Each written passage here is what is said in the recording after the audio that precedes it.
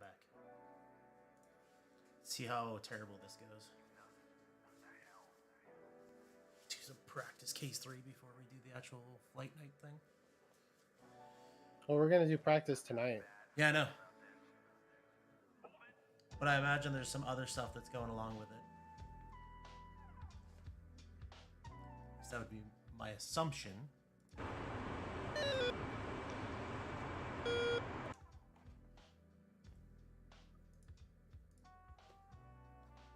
This would help to turn on my track IR. You don't need to look around.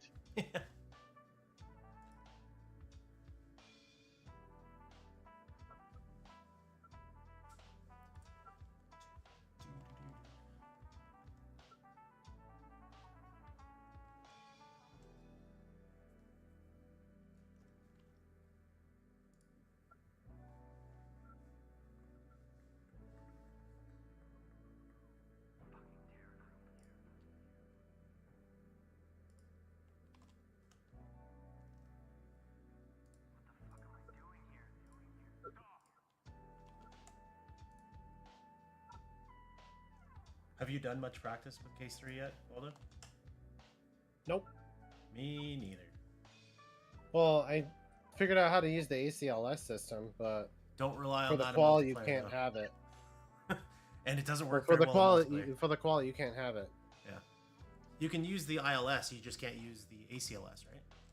Correct. Yeah. Well, you have to use the ILS. That's how Case 3 works. That's...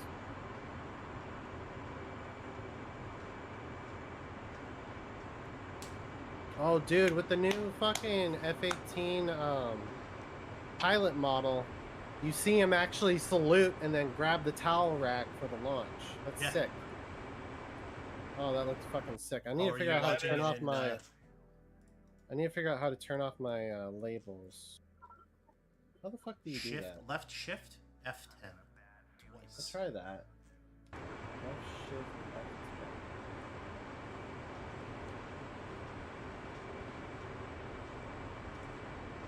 3 times to get rid of the blue dot. So.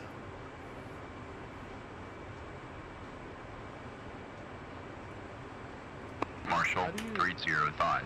Marking Mops 109.45. Angels 10. State 10.3. 305. Rough Rider Marshall, Case 3 recovery, CD1 approach. Expect final bearing 290. Altimeter is 290.93. 305. Marshall Mothers 119. Radio 23. DME Angels 8. Expected approach time is 27. 305. Marshall on the 119. 23. DME Angels 8. Expected approach time is 27. 305. Read back correct.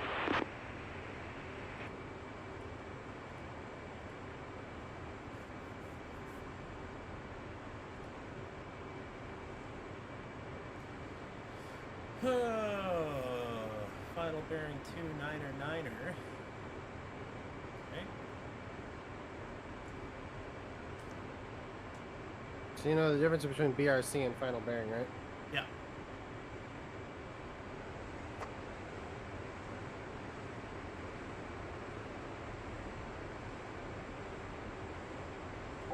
Left MFD menu, early warning unbox HUD. Oh, yeah. Box agent. With all that crap, yeah, that makes sense.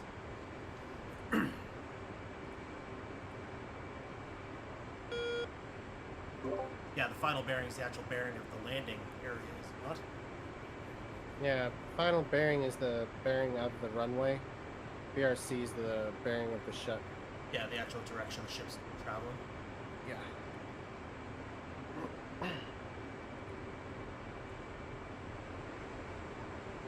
Also, welcome, Elder.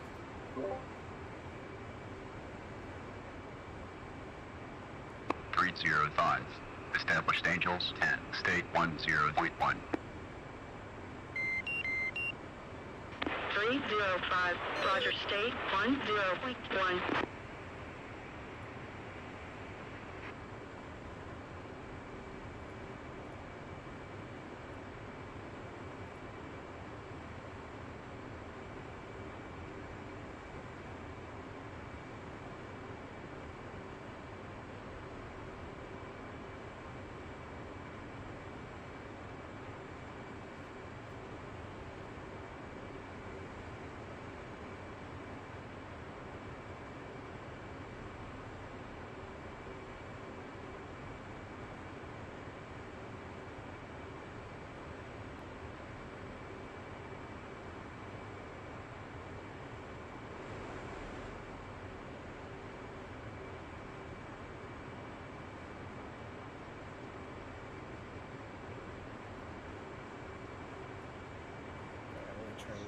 Jack on my graphics up a little bit this week. Yeah, that's one of the nice things with that is you can crank the graphics up quite a bit higher than you do when you're actually playing, so you can record it at a much better quality.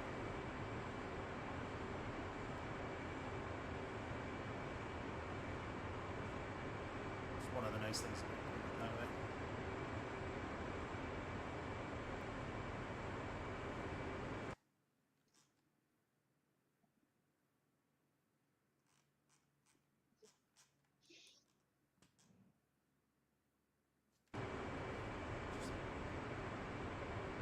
So the single player like training mission or whatever spawns you like 40 miles behind the boat. Interesting. So you could fly straight in if you really wanted to, but from my understanding, I know Alter your last one. My understanding is when you say in case 3, do your marshal stack. Yeah, Alter's watching the stream right now. With case 3, you do the marshal stack like 10 miles off the tail of the boat. My understanding. Yeah, and let me call commencing like immediately.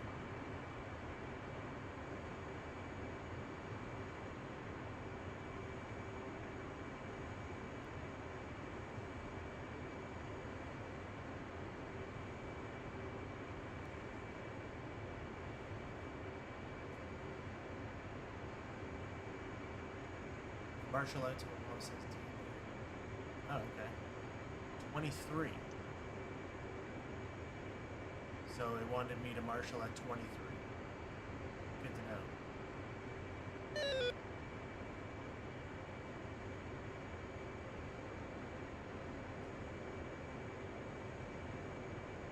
Maybe that's why it's letting me all commencing.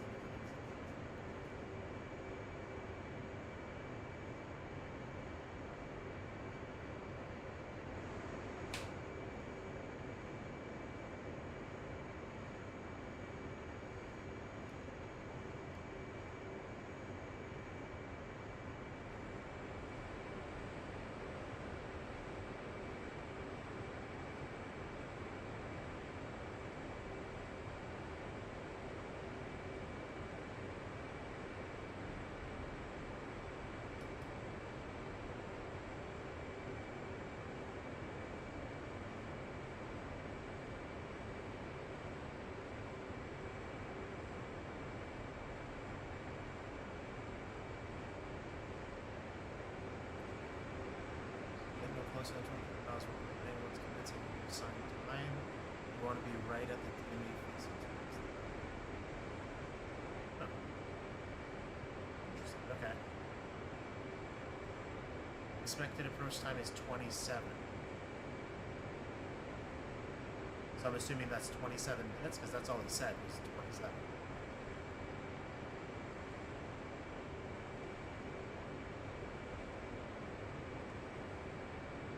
305. Commencing. State 9.6. Altimeter 29.93. 305. Radar contact 11 miles. Expect final bearing 29er. 305. Switch approach. 305.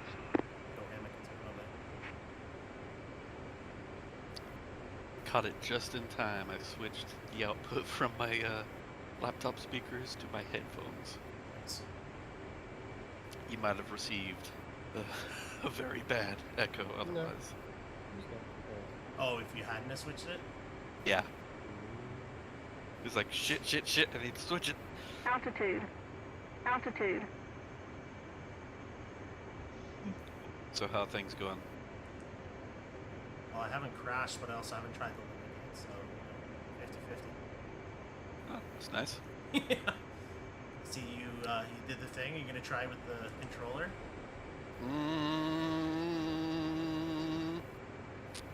Yeah, that's right. I don't know. What are you gonna try? Yeah, it should have been. What thing? What thing did Dirty you up do, at 8 Hammock? miles Did you in? buy an Yeah. F-18? I did a mistake. Hey, F-18 game. You should. Woo! You should have got an F-16, bro. We need more 16s. Well, I'm partial to the FA-18 because Blue Angels. Hey. You know what the C Yeah, but they in have F-18C stands for, Kivo? But Cock. How about you see these nuts? He got him. Guiding. Game!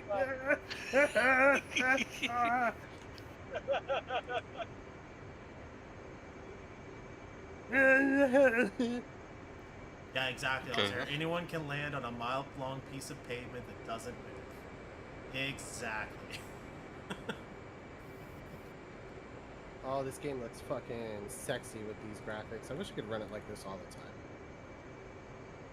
Actually, I might be able to now that I have more RAM, because my RAM was my bottleneck before. I was getting good FPS on low RAM payloads or situations. you just reminded me I need to check my RAM. Yeah, way too low.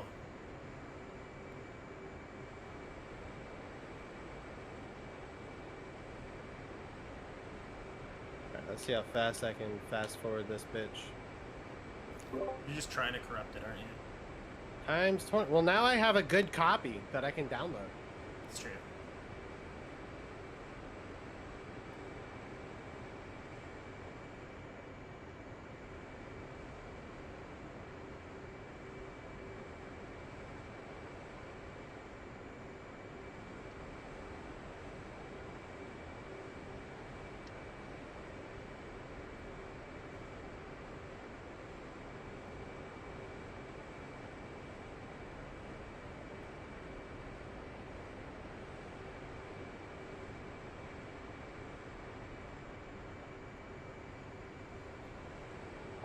Yeah, I'm gonna wave around.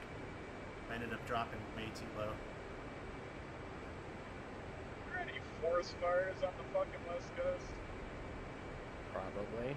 When is there not? Yeah. I was gonna say, forest fires and West Coast kind of go hand in hand. Yeah.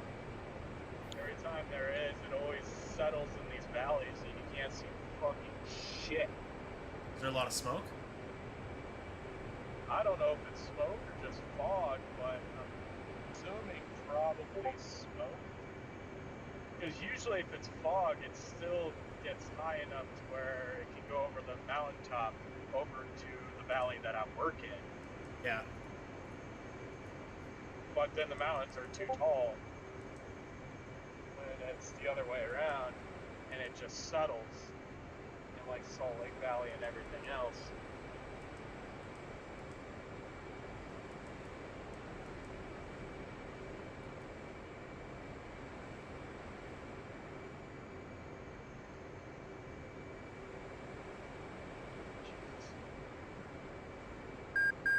I'm stuck behind an 18-wheeler that wants to go 20 miles an hour. Seeing him Miata? No, he's in an 18-wheeler hauling a big, huge cat. Yeah, well, It's like a, he's bigger than you. He can go first.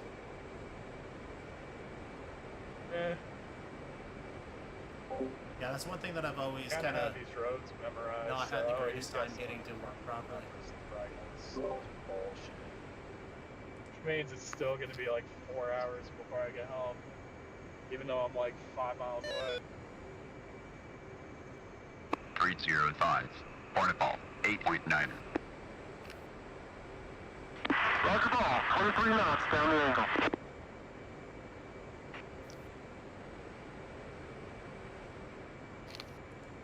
Dang, Hammock got an 18.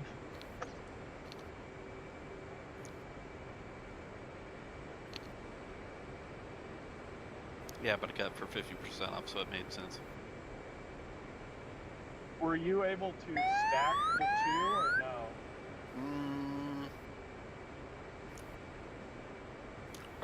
If I did, I'd have to wait like 2 days.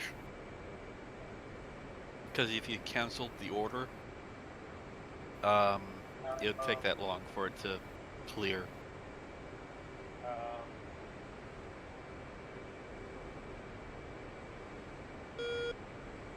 That's still fucking sick, dude. 50% off? That's more than what I got it on for.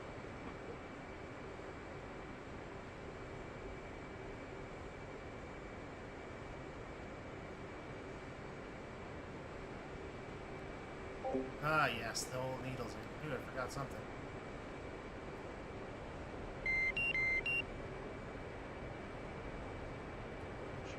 I know there's low visibility. What did you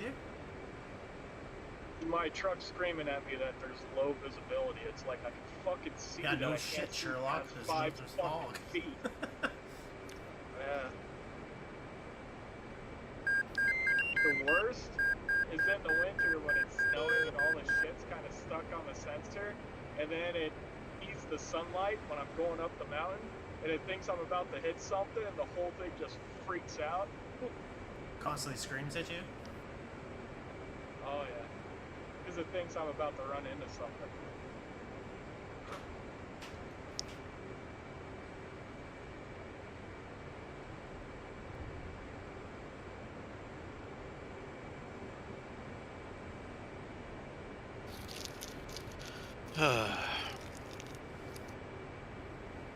So now you gotta do the whole HOTAS thing there, Hammock.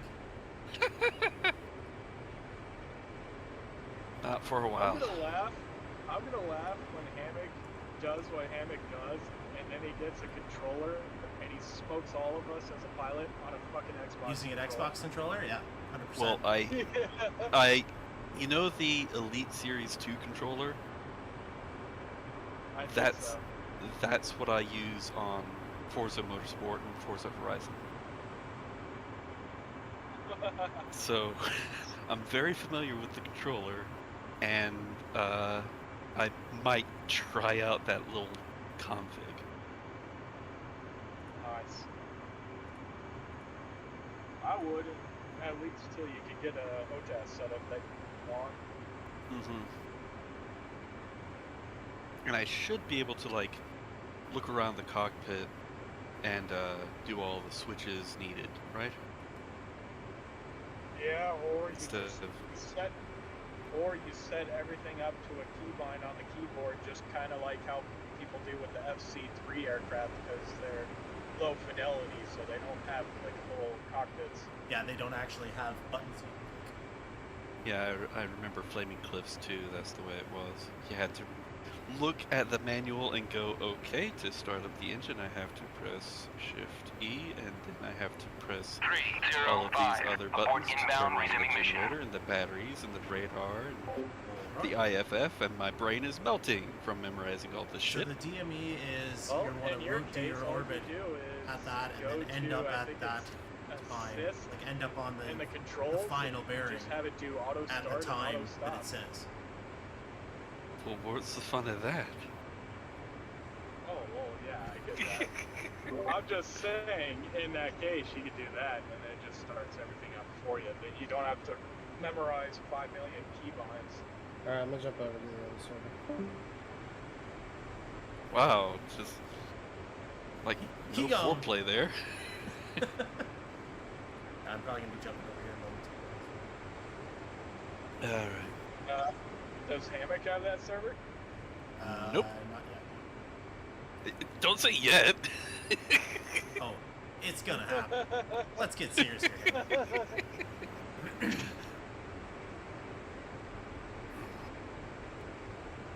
Hammock's like, I got 5 million fucking launch. That makes sense. I can't remember the number that it was. Thankfully, it was not over 100 yet. I was gonna say they do make a. There's a hard cap. I'm pretty sure. Anyways, I'm gonna keep trying to do this, and I'm gonna jump over, but I'll be my stream's up so you guys can watch me crash. Well, I have nitro, so I think the limit's 200. Yeah, something like that. Okay, I'll talk to you guys potentially after or later. Or in stream. Yep. Okay, bye. Bye. Hello. Hello. Yo. You guys excited? Are you Oh, you excited? know me. Flight night's always exciting. Till it's not. Hey, did someone draw that for you, Vixen? That profile Oh. pic on Discord? No, it's like a generator Marshall thing. 305. And, Nice. it's Marking like moms for me. 1, 2, 3, 2, She's 9. like, I'm gonna Angels make one 9. of you. And I'm State like, 7.8. That's sick. 305, Rough Rider Marshall, case 3 recovery, CD1 approach. Expect Why final use bearing many 2, words? Few 9er, words, 9er, few tricks. altimeter is 2, 9er, 9er, 3, 305, Marshall Mothers, 1, 9er, radio, 2, 3, DME Angels, 8, expected approach time is 3, 7. Oh, it was like 305. Marshall on the 119. 23. DME Yeah. Angels 8. Expected approach time is 37. So my understanding is so 305, she wants to read make back 1,000 No, it's at 23 nautical miles. Why waste time, say lots of words when few words do trick? It takes longer to understand it. Too many words. Exactly. That's what I like about Kevin. He gets it. He understands me. Except when he spills the chili. My God. Alright, so drop. Yeah, you're already dropping the Angel's Aid. There's a huge delay on the what I Oh, see yeah. on YouTube. Well, yeah, see the YouTube stream. There's like a 2 or 3 second. That's what the kids must call a YouTube. YouTubes. On the tubes. I didn't realize Now- you're on this channel now. Now, am I a YouTuber that I'm, because I'm It's YouTube? gonna go on that my face, your face, Somebody's faces, TikTok. everybody's faces. 12's faces is faces.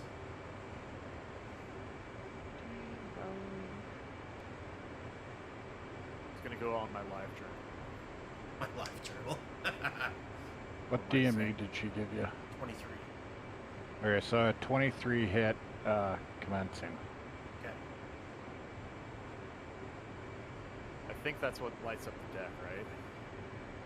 It's like one of those commands you have to do in order to get the deck lights to Just Three normally call them into the Commencing carrier. state Don't normally 7.5. flip the lights Altimeter on. 29.93. Yep. That's good.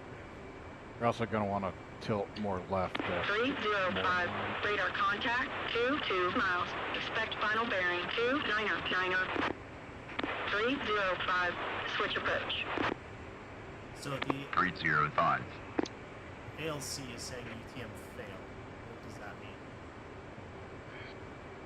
mean? They must not have it on. You can unbox ACL there on your right MFD and then rebox it and see if it'll start up.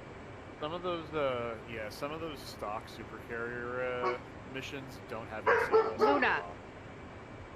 Luna, She protects. leave it. She protects, she attacks. Leave it. My dog thinks the children in the neighborhood are trying to kill me. Alright, hit checking in. 305. Checking in 70 miles. Slow to 250. 305. Start descending at 2,000 feet per minute. And drop your hook. 305.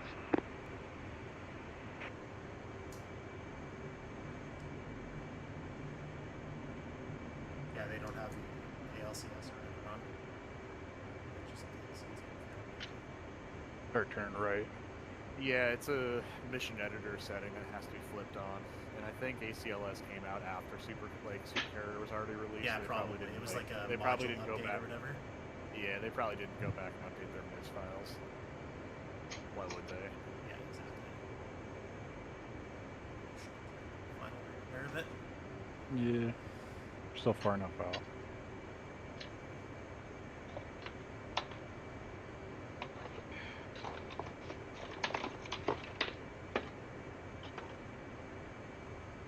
How's your, did you finish setting your SimPit up, Vixen?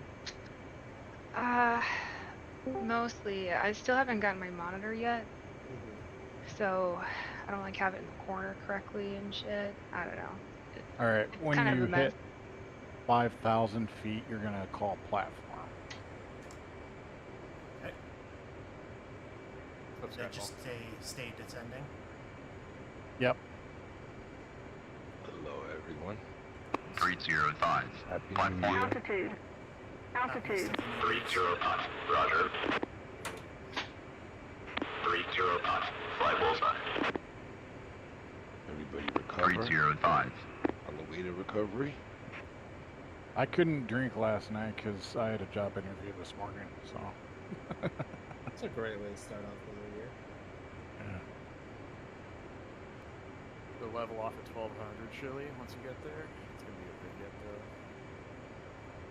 Let's see if this is processed already. Yeah, with the new pilot model with the VFA Tritons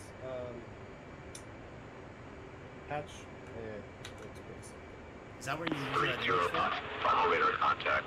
8 miles. No, and this is the Triton 305. pilot model. I think is controlled by the liver. Alright, slow down a little bit more and drop your gear and flaps. But I posted it in the chat. Oh yeah, you want to be down at 1200 feet by now too, probably. Yeah, I gave him a slower rate of descent. Gotcha. Nice. It'll put him right on glide slope. 305. Yeah, you can see he's right ACLS on. lock on. 6 He's miles. actually Say needles. slightly above glide slope. Oh yeah, because 305. if you go straight On at and on. 1200 feet, you're always like waiting for the glide slope. Yeah, you're way 305. below. Concur. Fly mode 2. Don't pitch. I'm not pitching. It's doing it on its own. Oh, it's Trimming. Calm yourself. Jesus Christ. all I saw on there was all of a sudden you went pitched Oh up yeah, like it 5 went degrees. real aggressive for a second there. Yeah. Luna, sit down. 305. Hornetball. 7.2. Roger ball. 23 knots down the angle. Alright, increase your thrust quite a bit. 'Cause look at your rate of descent versus your altitude. You don't You're in want the drink. those. You're in the drink in a minute or less Yeah. if you don't go up. Yep. You're no fun. 305. Approaching The glide minute path. to live rule. You will learn about it tonight. 305. What is with these stutters? Today, Junior. Wow. Oh, This is we're a old. serious matter. It's not working. I'm getting Jesus. stutters. Oh, we are so old, Altair. How heavy are you? Probably way too heavy. I don't know, 30. Nah, Maybe doing 200 knots. you're at full flaps, right? You need to trim up. Yeah, you're not Yeah, trimmed. trim up. Yeah, you gotta trim up a lot. You're not in the E bracket at all. There you go. All right, a little more. More. That's it. Just watch your speed now. There we go. Oh, Increase speed, increase speed. oh, down a little. Trim down a little. Trying to do this with a delay on YouTube is probably terrible. Oh, yeah, sorry. I forgot about that.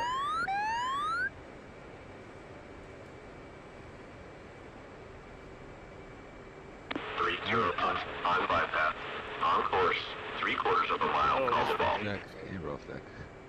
You're on glide slope. You're on. Fly the ball. Call the ball. 305. Hornetball. 7.0. Roger ball. 23 knots down the angle. Fly the ball. Oh, that's it. You're all set.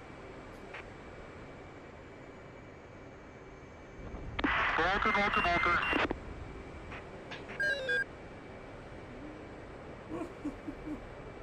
Oh. Bolta. that a little bit. Yeah. A little Alright, gear far. up. But that was a way better approach than anything you Oh, were yeah. doing earlier. Yeah, Yeah, yeah. it The was- earlier stuff was all kinds of janky. You're spot on. Gear up, Around. left half. 1,200 feet. Speed. He's speeding. What I know what server there's you still on, Shelly? delay, but you're fixing to fall out of the sky. What's that, sorry? Hold on. What server? None. I'm just doing the super carrier like training thing until everything was getting ready. So. I'm gonna restart the server that we're gonna on the Triton server tonight before we all jump in, just to, so it's fresh start time. Midnight. Midnight o'clock. The Dark 30? That's right. Oh, can we put up Patty, what's up, brother? Gauntlets. Happy New Year. Hey, how's it going, everybody? It's okay. But man.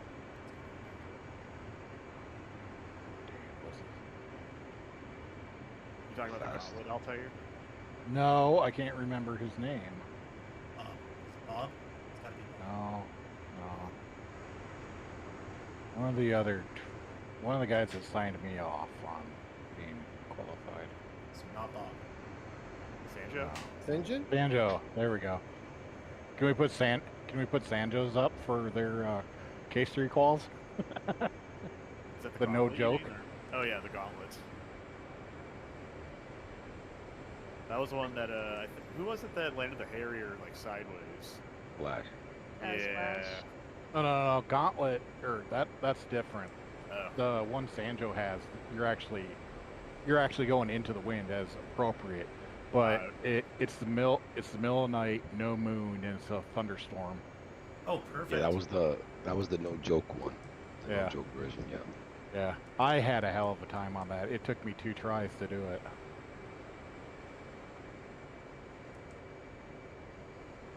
I wonder why your aircraft doesn't stay trimmed to the E bracket.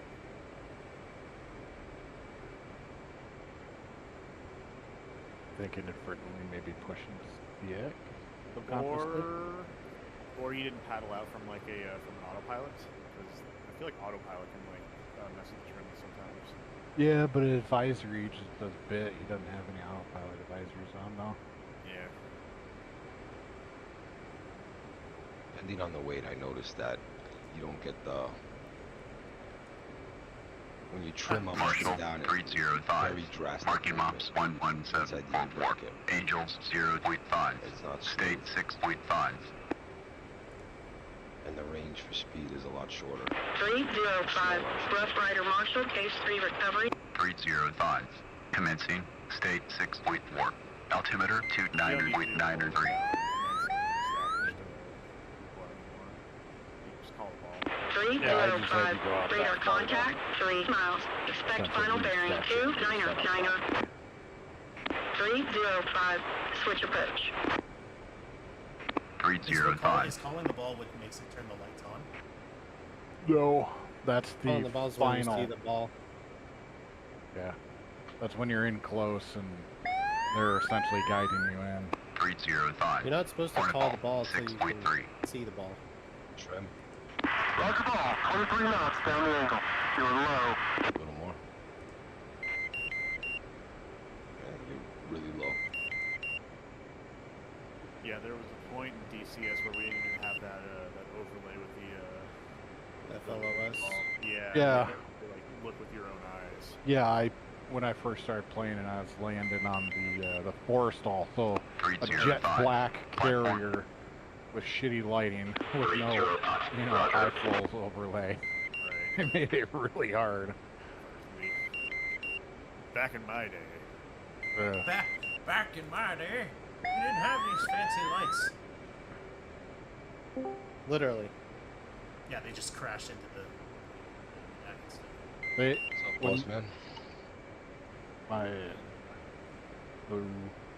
my dad said when I was showing him a case 3 landing one day. He came over and he's like, "What's that little blinking light on the back of the boat?" Because when he was on the carrier, they didn't have the long range laser lineup. Right. Like, well, that's black.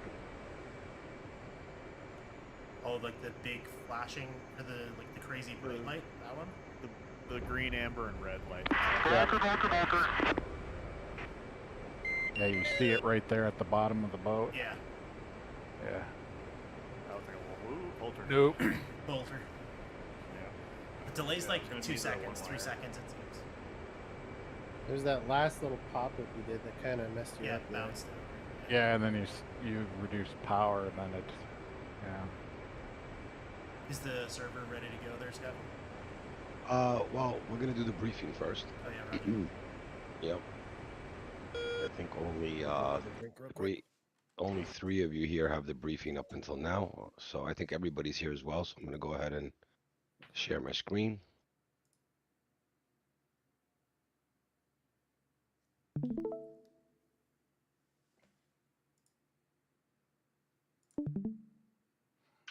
A nice sunset.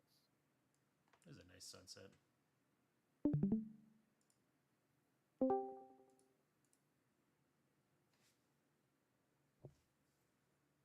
And there's the other boss. There we go. All the bosses are here. Full Bosses. house.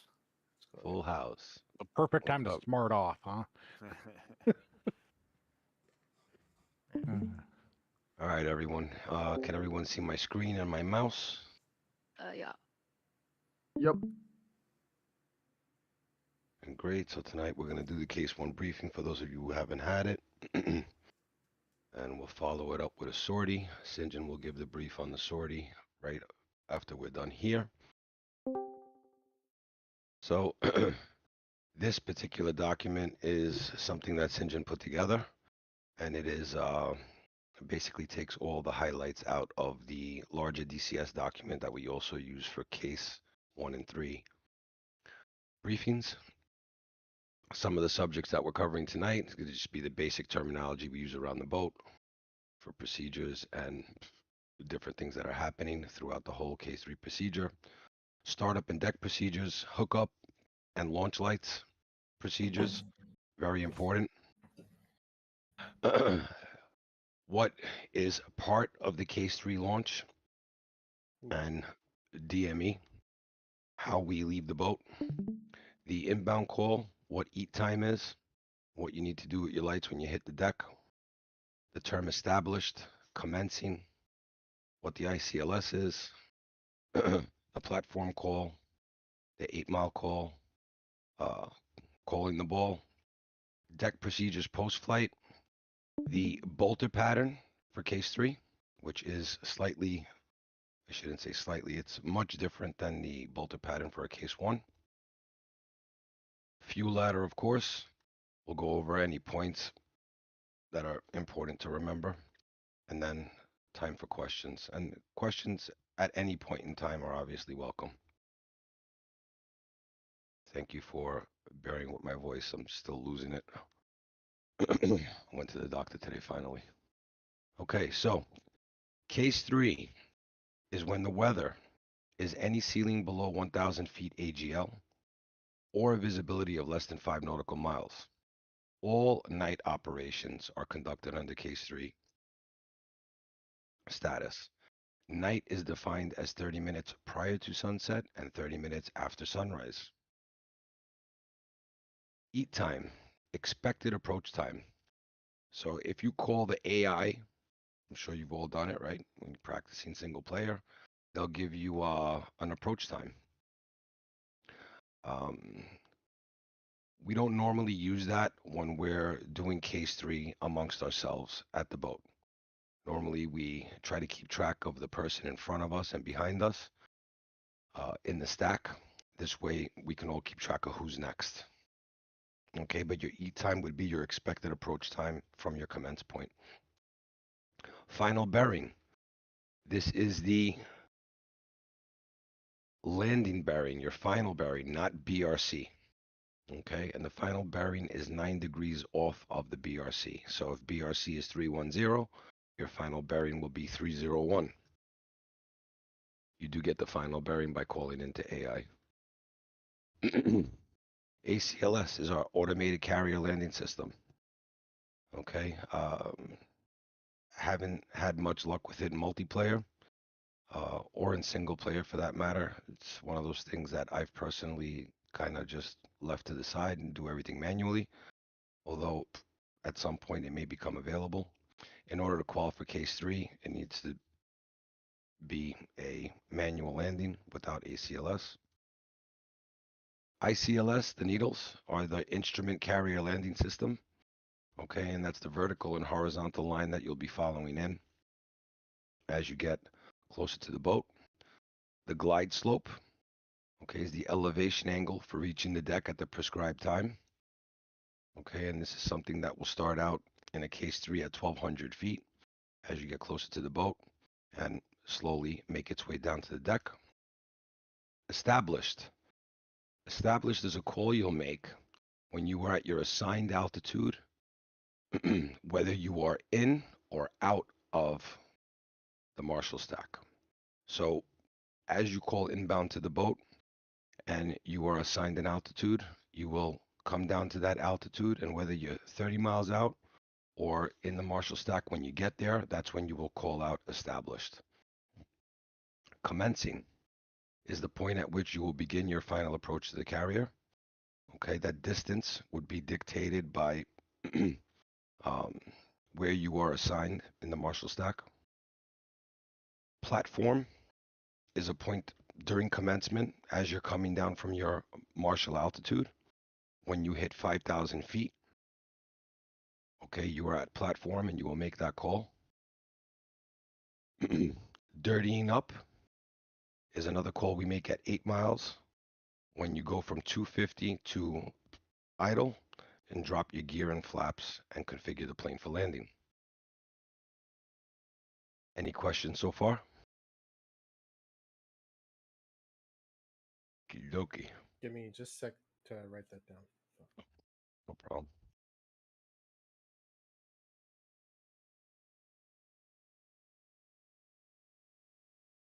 We can pin this if you want.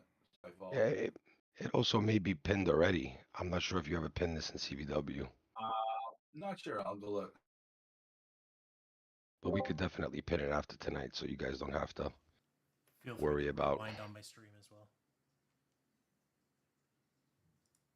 Oh, we're gonna be famous. Oh, you're gonna be famous, Skyfall. Okay, I'm good. Thank you. Shit.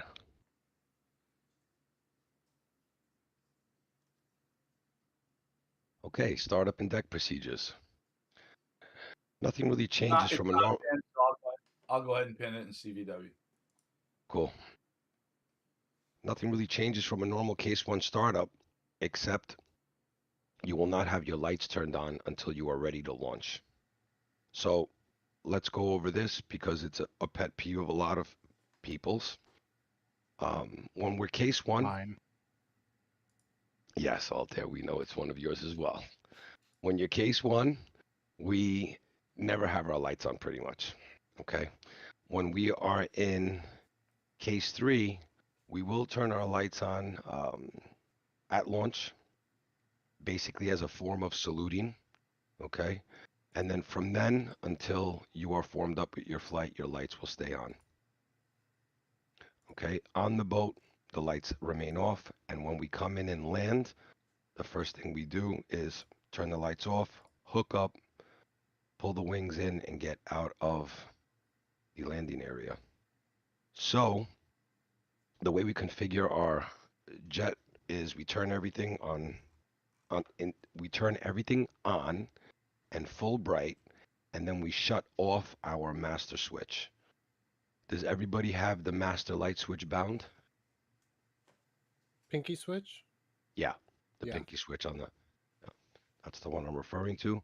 So that will shut everything off. That doesn't control one specific light. So when you get in the jet, if you turn your formation lights up, your position lights and your strobes on, and then hit the switch off, everything will stay off until you're ready to salute. Same thing when you get back down. NVGs or regular helmet are as per mission parameters, okay, and what you would need, okay. One or the other doesn't really make a difference when it comes to recovery ops. You would make your call and taxi to the CAT, you're either assigned to by your flight lead or what seems to be available just by listening to traffic. And you make a simple call, 207, taxi to Cat 2 for Case 3 departure. Went over this a couple times, but hopefully the Skittles one day will actually do their job. It'd be nice if they had those orange lights like in real life too. It'd be nice if they just let us get on the cat when we wanted to. Fair. It'd be nice if Cat 4 was not cursed. Yeah. Okay, hook up and launching lights. So Case 1 movement. Okay, you'll make it over there. You'll hook up as normal. All right. Union Tower, 208, taxiing to Cat 2 for Case 3 departure. Once you hook up, okay, and you're ready to salute, I guess you'll do it in conjunction. You will turn your lights on, go to ground crew, hit salute. So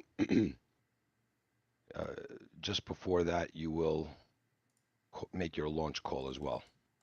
Okay. At night, aircraft external lights are turned on, meaning the same as daytime hand salute. When ready for launch, place the external light master switch to on.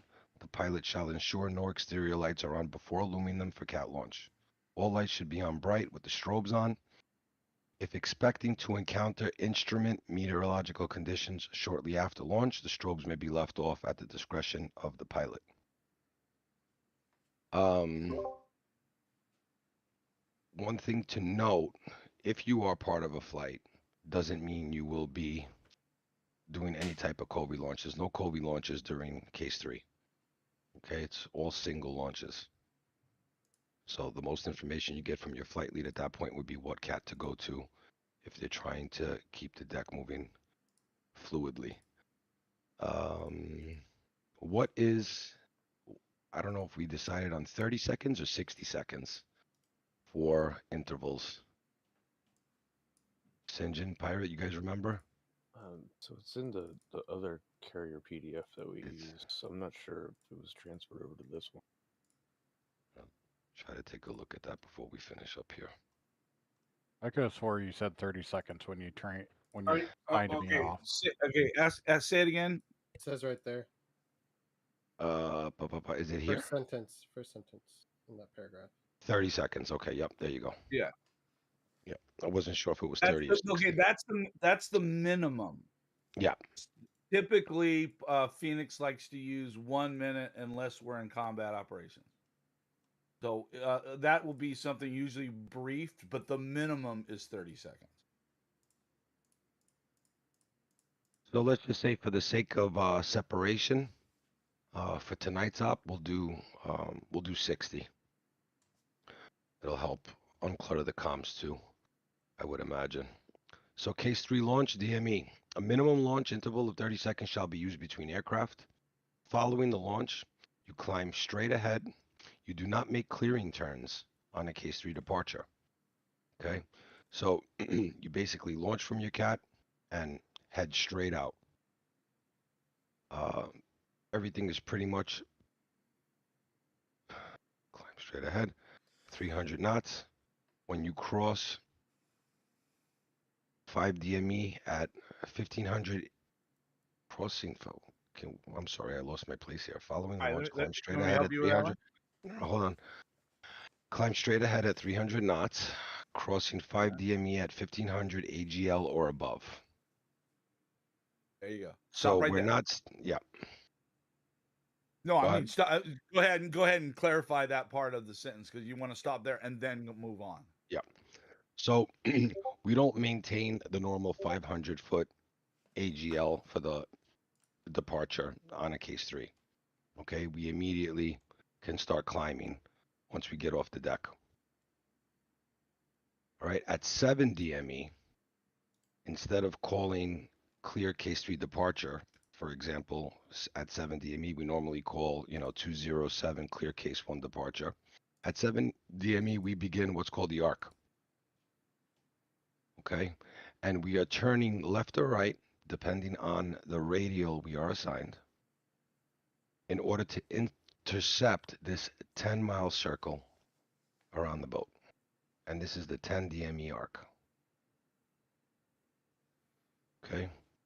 So if you look at this overview shot here, once you clear this 7 nautical miles, you will either turn left or right to intercept this 10-mile circle around the boat. Okay. What is a radio, departure radial? Does anybody have an idea of what that is? All right. So if the BRC here is 0, okay, and your departure radial is 280, it would be 280 from the boat, somewhere roughly here where my mouse is. As you depart and pass your 7 nautical mile mark and begin arcing to the left, okay, you'll intercept this 10-mile circle and you will continue following that circle until you get to the boat's 280.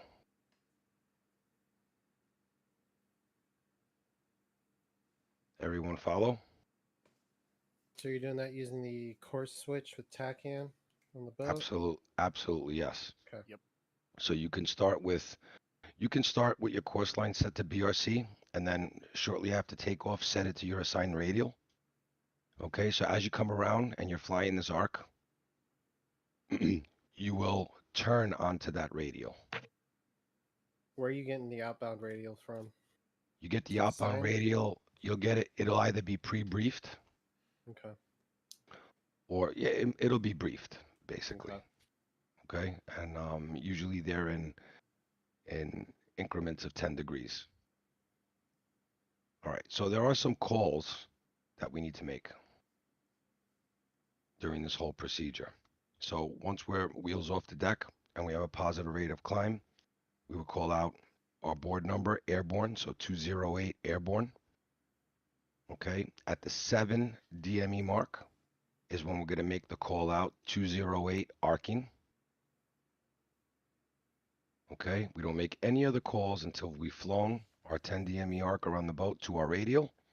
Once we turn onto our radial, we'll make another call, Union Tower 208 established on outbound radial 130.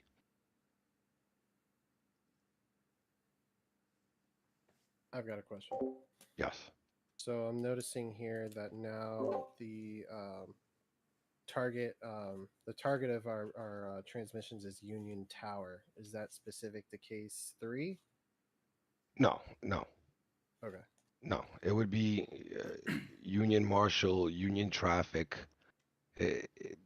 Union Tower. It kind of, I guess, all depends on if you have someone talking back to you, right? Gotcha. Yeah. Just like the Union Tower airfields. means there's someone there. Union Traffic Yeah. means it's uncontrolled. Yeah. Right. And So, Tower and but Marshall are like different radio person people that you talk to. Yeah, in real life, you would have Tower, you would have Marshall, and then you would have paddles. So Tower would be controlling you until you get basically established in your pattern, and then you'd switch to Marshall, and then after your initial, you would switch to paddles. We just try to keep it easy and do it all in the same frequency. Got it. So whichever you use, I think you'd be getting your point across. So I don't think you'd get any points taken away if you said Tower as opposed to Marshall, let's say, or Traffic. I say Tower all the time, for example. I use them synonymously at this point, basically. For joint task force heavy, it's pretty much synonymous. You really no distinguishing between the two. For your left or right arc, is that going to be based on your departure radial, as in turn to the direction that is closest to your departure radial, or is it dependent on your CAT? No, it's dependent on your departure radial. Okay, so just whatever. So is if you're anywhere below 180 on your radial, okay, you would go to the right. Okay. Anything between 180 to 360, you would go to the left. Okay. Unless you are briefed otherwise, right? There may be a reason for everybody to fly this circle all the way around this way, but it's the idea is to get out of the radial as quickly as possible, right? It might become more of an issue as we're having to add carriers for putting F-14s with us, but not on the same carrier. Well, so everyone out of this entering the radial is going to be going the same direction, right? We're not going to have certain Not flights going necessarily. clockwise and Well, counterclockwise. Not no, not necessarily. necessarily. No. Yeah, That's a you little can have sketchy. it depends on, like, okay, if your assignments are to the east and mine are to the Yeah. southwest, we're gonna have different outbound radials. If for some reason there's so many people launching that direction in one thing, they may split it up. So again, you go Okay. with what you're assigned. If you're there alone on a server, then yeah, just go to the outbound, just choose an outbound radial that is closest to where you need to go anyway. Got it. Yep. Also, I mean, also on the one that said getting out there as fast as you can, I was told no, you still maintain the 300 knots until you are completely outbound. Yep. yeah. So your goal, the way that we do separation in this pattern is maintaining that speed and following the same track, but also like getting to your assigned altitude like without delaying. You're not going to be holding at any point in here and really risking any kind of collision, as long as you're following the flow of the pattern and following your way outbound. But yeah, if you speed up, you do run the risk of overrunning other people. So in this particular scenario, they're using 130 as the radial, right? So if you were to set your course to 130, you'll have a line through the TACAN facing this way. When you come out and make that right-hand turn, when you begin your arc and you're holding this 10 DME, then you'll turn out here. A lot of people, including myself, have gotten confused where if your outbound radial is, I don't know what's a good example here, maybe 030. Use the same example, 130, and then they just turn immediately. Yeah, well, I guess so. Yep, I did the same thing too, and Sancho set me right. Yep. So you need to come around and then turn when you're on that course line. That's the important thing. Another thing that helps during the arc, at least for navigational purposes, is if you look at your HSI, the little cross on there is your jet. If you keep your wing, okay, your right or left wing perpendicular to the TACAN symbol, that'll help you adjust your turn as you come through this arc to stay as close to that 10 DME as possible. Okay. I got a question. Yes. When you get to your DME, your departure radial, Yeah. so at that point you're turning out again Yes. to do another holding pattern? Not necessarily. You're going to turn out to go to whatever your brief task is or whatever your mission is. You may be going out to rejoin with your flight. That may be holding a little further away at a different altitude. Or you may be, if you're a single ship and you are tasked as a single ship, you just go about your business. I got you. That's your exit point. Yeah. Yep. Yeah. This would be your exit point, and you are no longer controlled, so to speak, by the boat. So when you say Union Tower 208 established on outbound radial 130, it can almost be immediately followed up with, switching to tactical Okay. or proceeding as briefed, switching to strike, etc., something along those lines. Elo.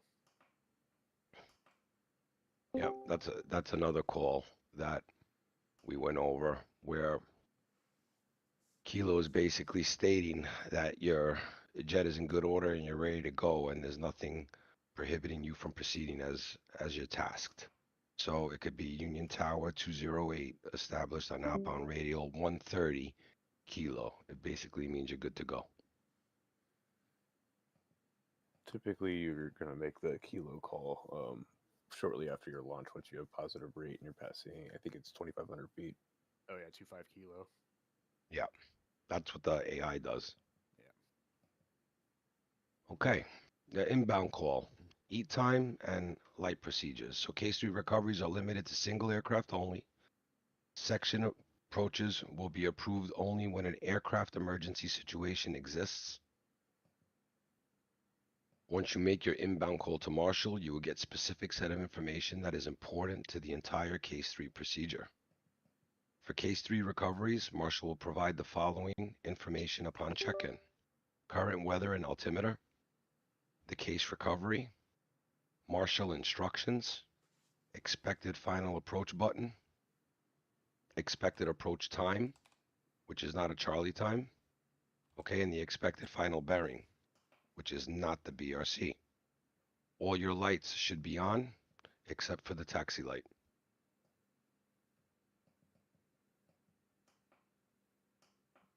Ooh, can I add real quick? If for some reason the AI ever gives you the BRC and not your final bearing because it's like twilight hours, it's 9 degrees off the BRC. So if it's like 350, you're actually going to be 341, for an example. Did you explain Charlie time again? Is that just because it's not local? Or what? Expected approach time, not Charlie time. So I think this is in reference to a Charlie or Delta signal, right, Sinjin? Yes. Oh, signal Charlie. So yeah, so when you get signal Charlie, it means you're good to go. You can come in and land. If you get a signal Delta, it means you need to hold until you get signal Charlie. So the E time, when we say it's not a Charlie time, it's your expected approach time. It doesn't mean that you're going to be Charlie at that specific point in time. It doesn't mean you can now essentially turn towards the boat. It just gives you a time where we'd like you to, what they want you to then go on your approach. Yeah, because you could have a jet in front of you that missed their approach by a few seconds, which will affect you if you're the next one behind them. Copy. Speaking of which, intervals between commencements are 2 minutes. So if you know, for instance, 207 is in front of you, and you hear 207 commencing from Angel 6. I'm sorry. Is it 6? Yeah, commencing from Angel 6, 21 DME. And you're next. That's when you start looking at your clock, because you want to be exactly 2 minutes after them. But we'll get to that now in this slide. If Marshall directs a Case 3 recovery, the aircraft will proceed to the Case 3 Marshall pattern holding fix. A flight can check in together, but you will proceed to Marshall holding as a single. Okay, so if you're a flight of 3 or 4 or 2, and you're inbound to Mother, okay, once your lead is assigned a Marshall altitude, okay, and distance from the boat, each member of the flight thereafter will stack their way up and 1 mile back. So 1 mile back, 1,000 feet up, and you all approach as singles. Aircraft will hold on the assigned radial at a distance equal to 1 nautical mile for every 1,000 feet of altitude plus 15. In other words, the distance of the holding fix is determined by adding 15 to the assigned holding altitude in Angels. So if you're assigned Angel 6, you add 15. Your closest point to the ship is 21 nautical miles. Okay, that's where you would limit your Marshall pattern. Okay, we Phoenix talked to Sanjo and I about that, and so he said that this graph is off. It is. And the 21 mile mark is where he starts his turn. Correct. I was just going to go over that. So you'll actually go. Oh, I'm sorry. I apologize.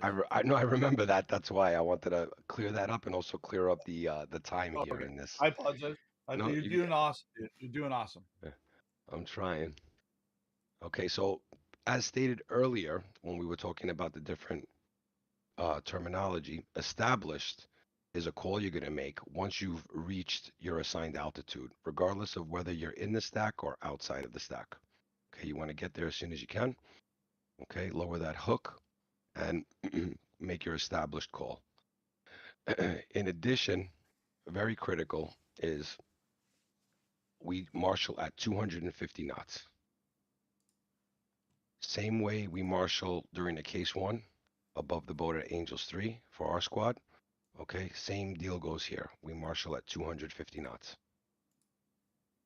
So when we get to our altitude and we're approaching, let's say Union Marshal 208, established Angel 6. Question real quick, Skyfall. Yes, sir. I went and got a refill on my drink, so I missed it. So are we now starting the turn at the DME instead Yes. of that being the ultimate limit? Correct. Okay. Yep. All right. Thank you. Yep. And I was just going to review that now. So looking at this diagram here, where you have the altitude and distance from the boat pointing at the apex, okay, of the racetrack here, all right, we're going to move all that back to the starting point. Okay. So I just sent you. Sorry, I don't interrupt. I just sent you a picture that might clarify this a little bit. I guess a better way to describe what this picture with those arrows is, it's not pointing to a specific spot on that track. It's pointing to the track itself. So it's not trying to tell you like at that point is 21 miles or something like that. Yeah. But there's a yeah. Does everybody see that there? Oh, it's I might tiny. zoom in a little bit. Control scroll. Control scroll. Let's see. There we go. How's that, guys? It's good. Yeehaw. All right, cool. Yep. So this this does make it a lot simpler to understand.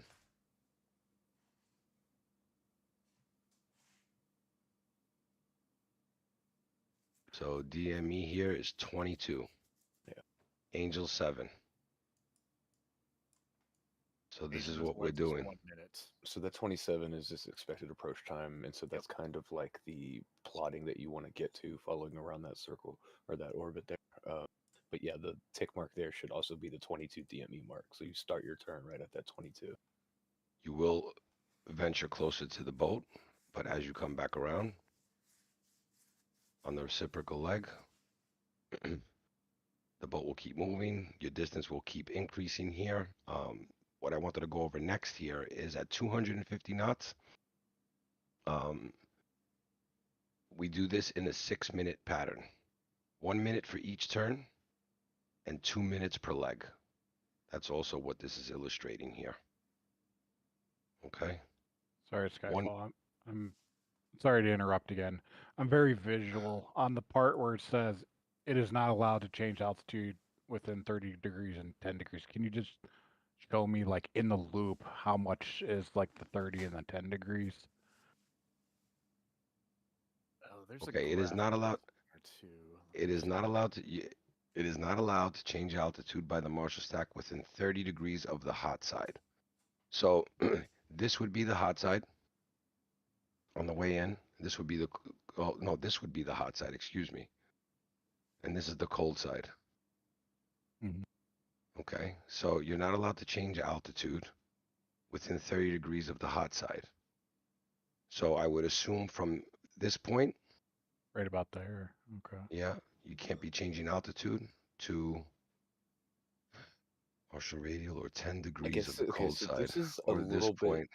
So this is a little bit difficult to glean from this image here. I don't think there's a better one in the document. What it's but what it's basically saying here is that your DME line here, or your bearing, your radial, it expects you to be maneuvering on the left side most of the time. Like, so it gives you 30 degrees to the left side of that DME for maneuvering and altitude changes. The cold side, it expects the next guy next to you to be maneuvering in that space. So you have to be careful about changing altitude and stuff like this. It's kind of the gist of what it's saying, but these are the actual rules, because changing altitude is how you get collisions in the stack. We're all altitude deconflicted. So you can maneuver anywhere you want on your altitude in this stack, as a rule of thumb. Just don't change altitude only, except for in very specified places. I got you now. Thanks. So we're changing altitudes on this side here, on the inbound side. No. The hot side. The hot side only. Because the hot side, you're expected to have a little bit more room to maneuver. Yeah. So if you put your thing up, so you can't do anything until and you got to be done by the time you get to the cold side is going in. You don't want people dropping altitude on the inbound leg. I understand that. I'm not reading it that way, but maybe I'm reading it wrong here. I know, and I think because I know that Phoenix told me about the hot side is where we can only change altitude on the hot. It's the same thing as the boat. The verbiage You is can very only change ambiguous. out. I Yeah, think a I simpler way think to this, Yeah. put it is inside your turns, hot or cold, is when your altitude needs to be maintained. yes. I would say, as a general rule of thumb, get to your altitude as a matter of priority And in stay the there. stack and stay there. Yeah.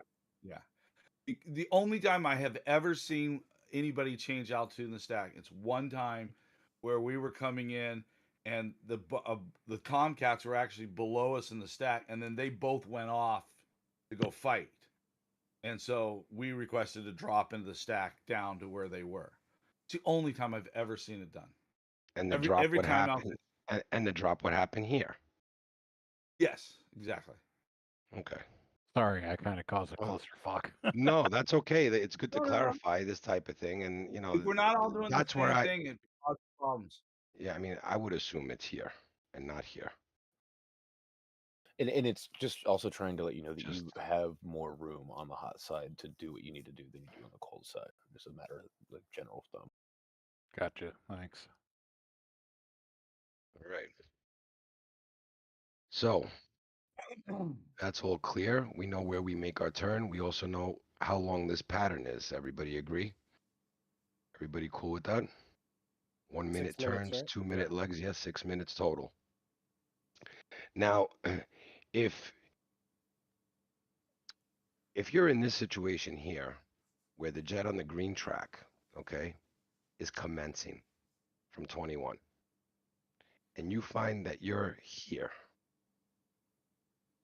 you have to plan best as you can the remainder of your track and your turn back in to reach your DME within that 2 minutes.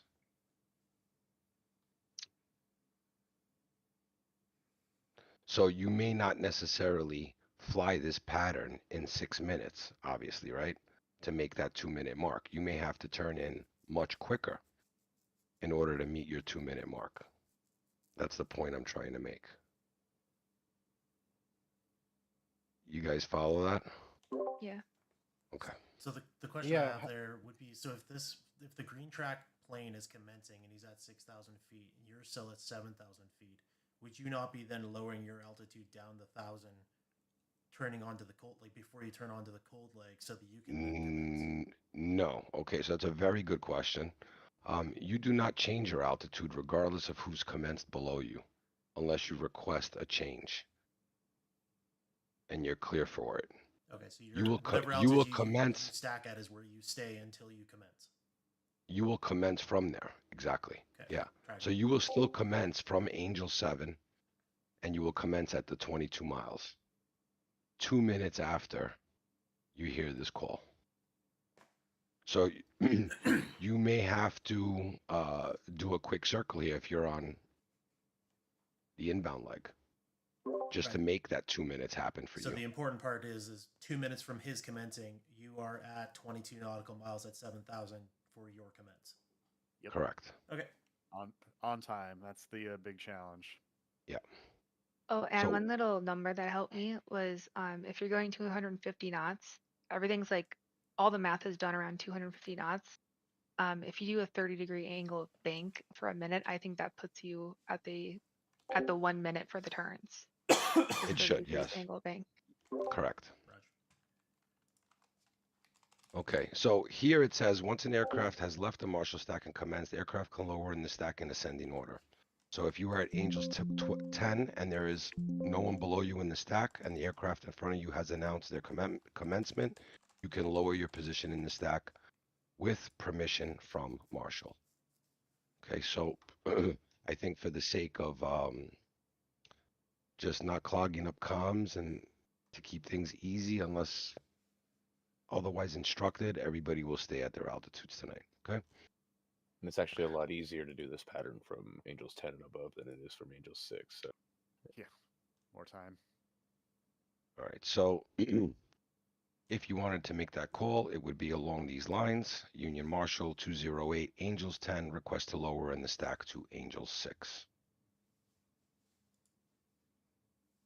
Commencing, each pilot shall adjust his holding pattern to depart Marshal at the assigned E-time, right? So we just reviewed that now. If you do not manage to make your push time within plus minus 30 seconds, you need to inform Marshal about the situation.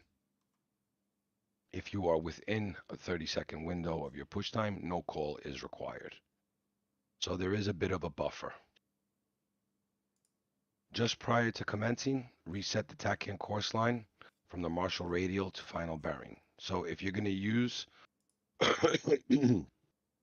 your course line to keep you on a radial, you need to make sure you reset that to the final bearing.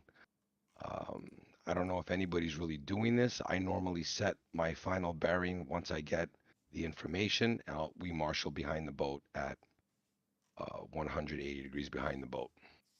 Along the final bearing?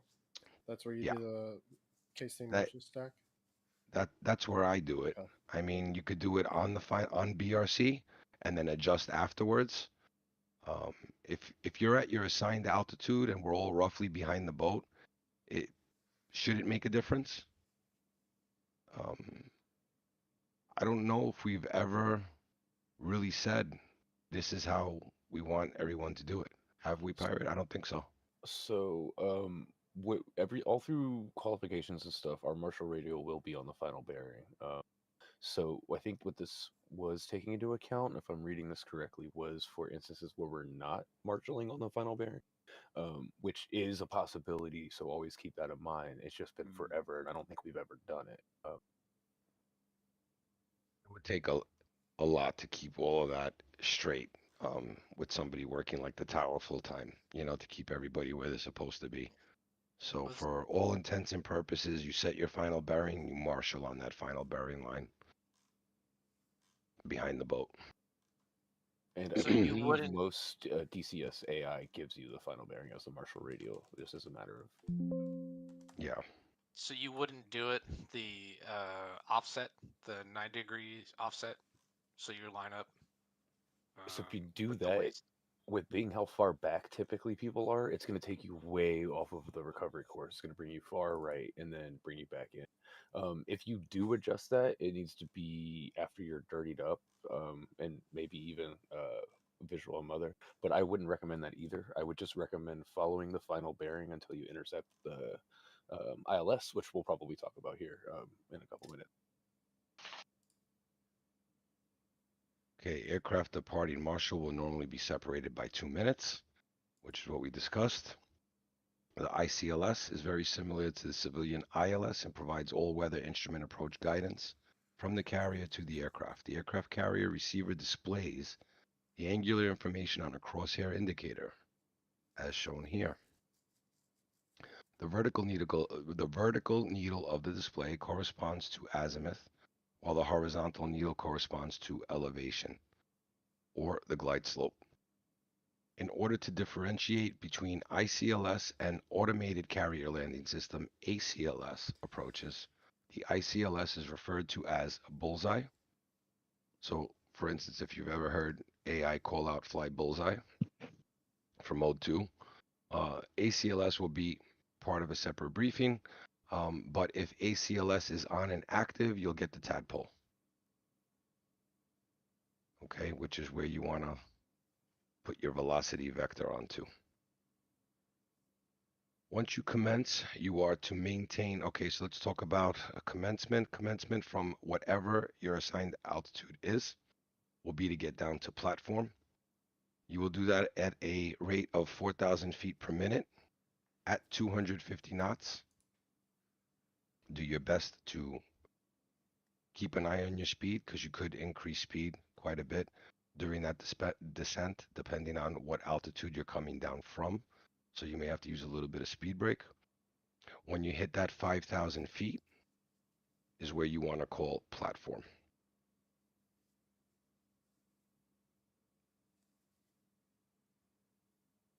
So once reaching 5,000 feet, you'll make a platform call and slow your rate of descent to 2,000 feet per minute.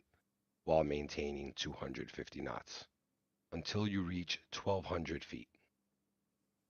Okay? The platform call happens at 5,000 feet. If you are at 21 DME, you may very well just go straight through platform without staying there for much time because you're so close in, and you just continue straight down through that 5,000. You make your call and you continue down to 1,200 feet. Okay, minute to live rule, very important here. As we are coming down, approaching that 1,200 feet, we also want to be adjusting this descent rate so that it's never equal to or greater than our altitude. Okay, so if you put your head down in the cockpit, it doesn't take much to end up in the water. So keep an eye on that descent rate. Once at 1,200 feet, you should maintain that until your final descent to the toward the boat when you're going to intercept the glide slope. At 8 DME, we go throttle back, gear down, flaps to full. Okay, we fly the needles and we get on speed. If executed correctly, you should be configured and on speed just before 6 DME. So we have a nice little graph here. This is on a couple of knee boards that I've seen out there. Some of you may have them already. Your commencement call, okay, which can be anywhere from 21 DME outwards. Okay, you would check in. You call commencing. You would check in if it was with AI, but when we're doing this over the radio, it would just be commencing. Then your next call would be platform at 5,000 feet. Okay, and you'll make a call at 8 DME 208 dirtying up. From 8 that point, DME is when you're nautical 8 miles behind the boat. Yep. Okay. Some elevations to note here. When you're at 8 DME, you should obviously be at 1,200 feet. As you get closer to the boat at 2 DME, the altitude should be somewhere around 860 feet. And at 1 DME, 440 feet. When you hit 3/4 of a mile, you call the ball as normal. 208, Hornet ball, state 5.5, or whatever your fuel state happens to be. Here's another representation of what your altitude will be as you come in from the 3 miles. 1,200 at 3 miles. Here it is again, 860 at 2, 440 at 10. And as you're transitioning to 3/4 of a mile, you will call your ball.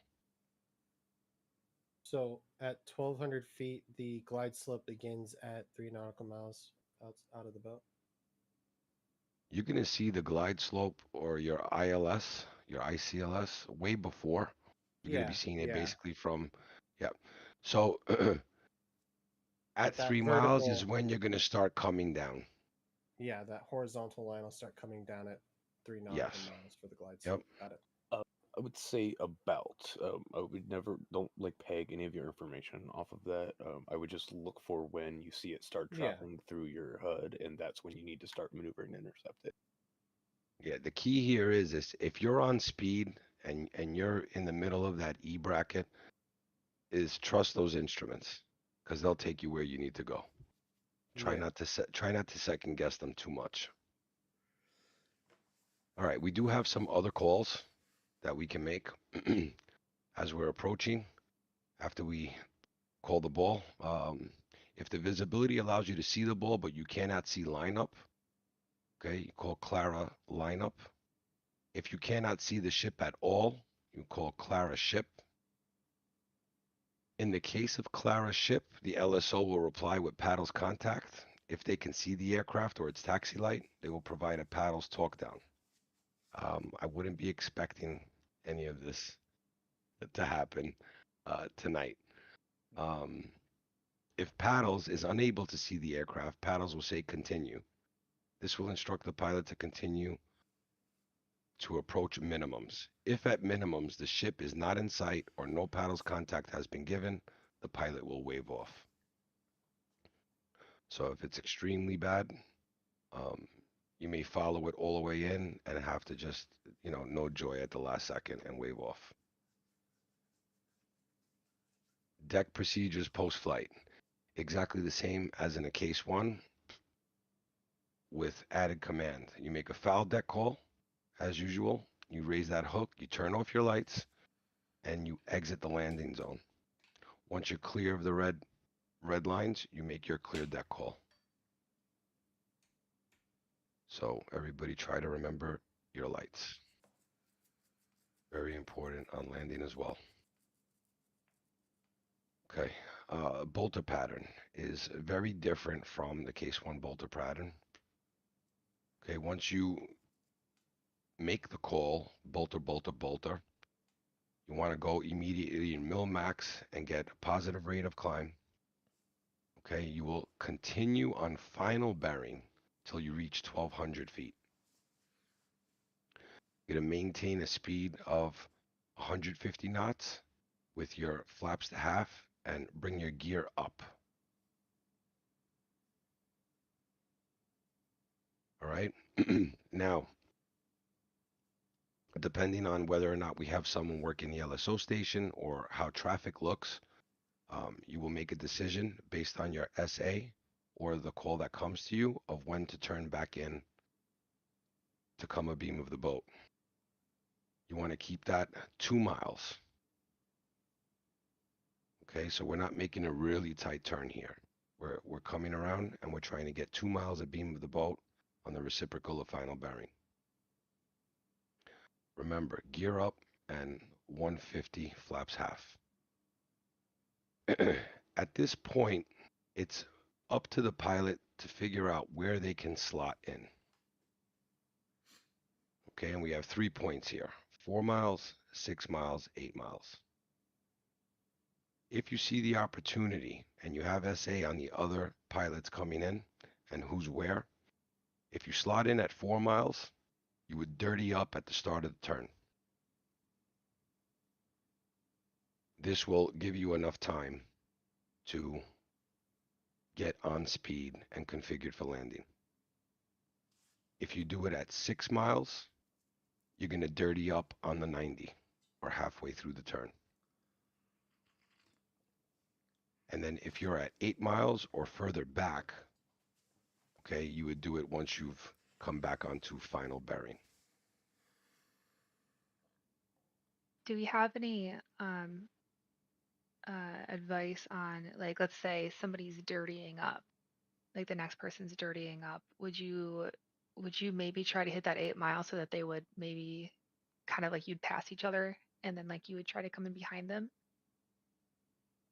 If Like, someone's here and they call dirtying up, it really depends on where you are here. So yeah. if you're at the 4 mile mark and someone calls dirtying up, I would go behind them. I wouldn't try to cut in front of them.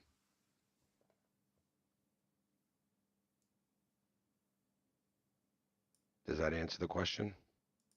Well, in that case, you probably also wouldn't do it at the, If you're here. Now, yeah.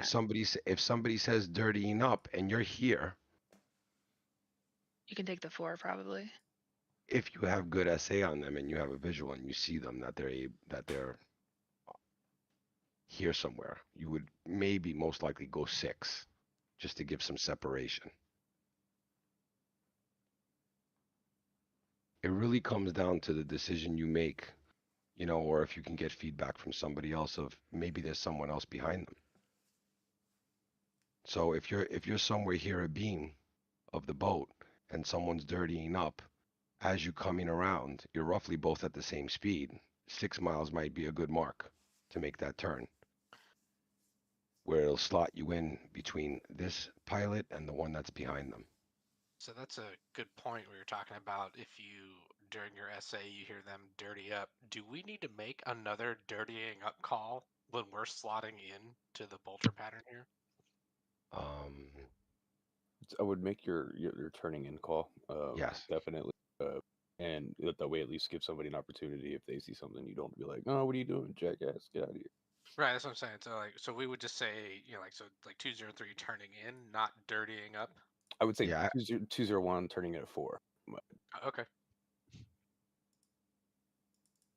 Your dirtying up here is all determined on whether you go on 4. When and how you dirty up is all dependent on whether you're at 4, 6, or 8.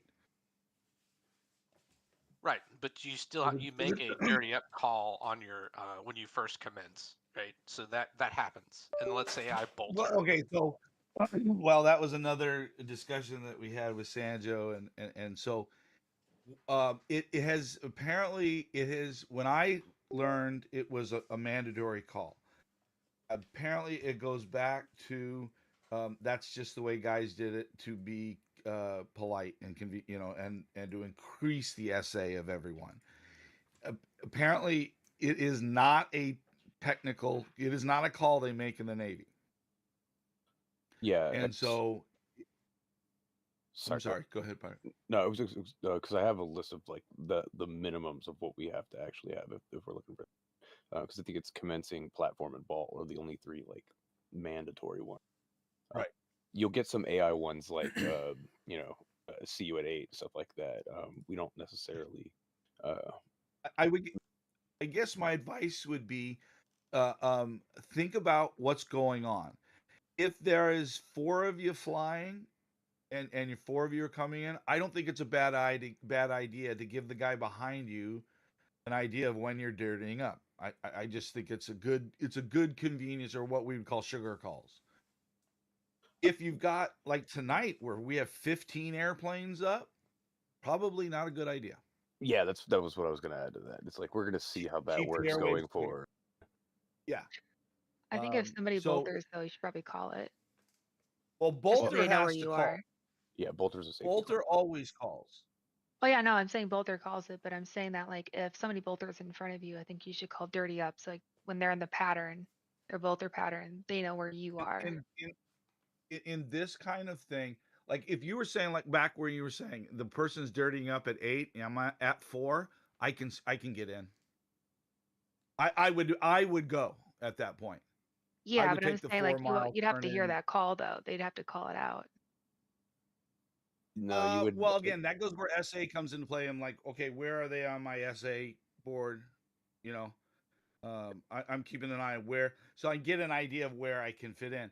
If everybody is 2 minutes spaced out, right, perfectly, then you probably are going back out to the Marshall stack. I was going to mention that as well. Like, so being able to fit in here is kind of assuming that somebody slows up or slows down or speeds up, kind of like out of norms. If we're all 2 minutes on the dot on this commence, like there's not going to be any space, and you might have to just fly back up to the stack. Never really seen that happen though, so there's always some chances to get in there. And it'll also be very clear on your SA page what's happening as soon as you turn around and seal that you'll see a giant clump of aircraft and then like a single line of them coming towards you. You just got to kind of look to where you can fit in that line. That makes any sense? If you don't see one by like 8 miles, should you just shoot back up? Well, no, once you're at 8 miles, if you exceed 8 miles, you must go back to the Marshall stack. And that's not even going directly there, because you might go through somebody else's Marshall pattern. You're gonna have to exit the whole pattern area and then re-enter on the back side of it, I think, or like fly weight out to the hot side. So we should try to avoid that. Yep. Yeah, don't bolter. Yeah, don't bolter. So. Don't screw up, Heather. No, we have a Great lot of advice. bolters, and it's fine if you bolter. Absolutely fine if you bolter. Boltering is better than going into the back of the boat, guys. Remember that. So Yep. everybody's done it, and there's nothing to be embarrassed about. You're better off boltering than hitting the back of the boat and we lose a ship during an op, you know? I will bet you somebody's going to bolter tonight. Yeah. So Probably it's gonna be fine. me. I understand I understand the concept of not clogging the comms, and also, you know, the different points of the calls. If Discord is quiet and the comms are coming in nice and smooth and everybody's kind of making them when they're supposed to, let's see how it goes. If it gets a little crazy, then I'll make the call. Hey, let's go easy on the comms, or let's cut this particular one out. I just want to interrupt for 2 seconds, Skyfall, because you're doing an Sure. awesome job. Folks, we're learning how to do this just like you're learning in a way. We've never operated in these numbers before. Okay. And so we're learning at the same point of how to operate in these numbers. So you may be facing, like when I did this for the first time, there were 3 of us. Okay. So there may be things that we have to do different with this numbers that we've never done before. So, we're going to be patient with you. Be patient with us. Yeah, I guess to that end, like, do we need a tower and a marshal split for this because of the numbers? I'm gonna We'll- talk to we'll s- Pirate here in a second. Yeah, fair enough. On how he like. Hey, Pirate, can we jump up to Blue Tide for 2 seconds? Sure. All right, I'm gonna jump up with you. 2 seconds. Just continue on, Skyfall. You got it. So I got a question. Sure. About comms, actually. With Discord running, it becomes pretty difficult to listen to all the comms at the same time. So is it okay? Like, I go dark on Discord all the time, man. So does Sancho. Yeah. If you go dark on Discord, it's absolutely fine. Okay, cool. And then if something comes up and you have a question, you can always come back on if you're able. Or Yeah. if I need to get you and I can't get you on a radio for whatever reason, I'm gonna call it out over Discord and hopefully you'll hear it. I don't know. We'll see. Oh, and actually, no, you wouldn't hear it, but Yeah. Well, that's you what wouldn't. I mean. Mids is pretty reliable. Yeah, if we're in a flight. The thing is, we probably won't be on mids now. Right? We could all be on mids, but One that shift. just might make it just as bad as, Discord. Discord, yeah. Yeah. So, look, once we start commencing, if we keep the chatter to a minimum, it's usually okay. If you hear somebody talking on the radio, just as always, try not to step on them. If you don't make your call exactly at the moment, it's fine if you make it a few seconds later. So if, you hear somebody about to click on and say, that they're dirtying up at 8 miles and you're about to hit and say, platform or commencing or something along those lines, you can wait a second. It's not gonna really kill anything. Yeah. And like St. John just said, with more of us flying, okay, it's only going to become more challenging. So the more we learn each other and how everybody operates, the easier it's going to be and the more fun it's going to be. All right, so the fuel ladder. We may be tanking tonight. Who? Don't say I said anything. Would you have that? Aircraft should not enter the Marshall stack under these posted minimums. Immediately refuel with the recovery tanker or consider diverting. So if you're coming into the stack, you should be no less than 5,000 pounds. That'll give you pretty much a Marshall and an approach, maybe a bolter if you needed it. The following fuel burns are approximate burns for Case 3 Pass, F-18, 1,000 pounds, 14, 1,200, and the Harrier, 800. Along with tank states, CVW 62 suggests that aircraft arrive in the groove on their first pass with enough fuel for 2 additional passes. So T plus 2. So we're talking 7,000 pounds.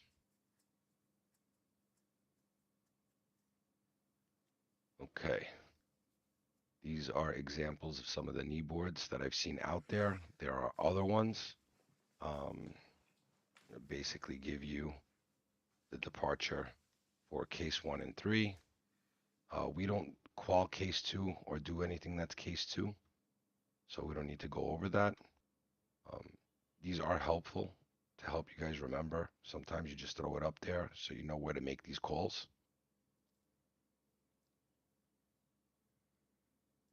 Things to remember. Depth perception is the number one sense you lose when flying at night. Trust your instruments. You really got to fly those needles. Sometimes there's a boat out there giving you a light and you think that's the boat, but it really isn't the boat. You don't want to get yourself into that trap. Yeah, those destroyers have lights too. I've done that most of the Yeah. time. Y'all love the Tarawa. Your ability to be at the right place at the right time is critical. Mistaken timings can cause a problem for everyone behind you in the stack. Your altitude is yours. How you fly the stack is less important than maintaining your assigned altitude and speed. Okay, and last but not least, don't panic and push a bad lineup. Better to go around or see the tanker.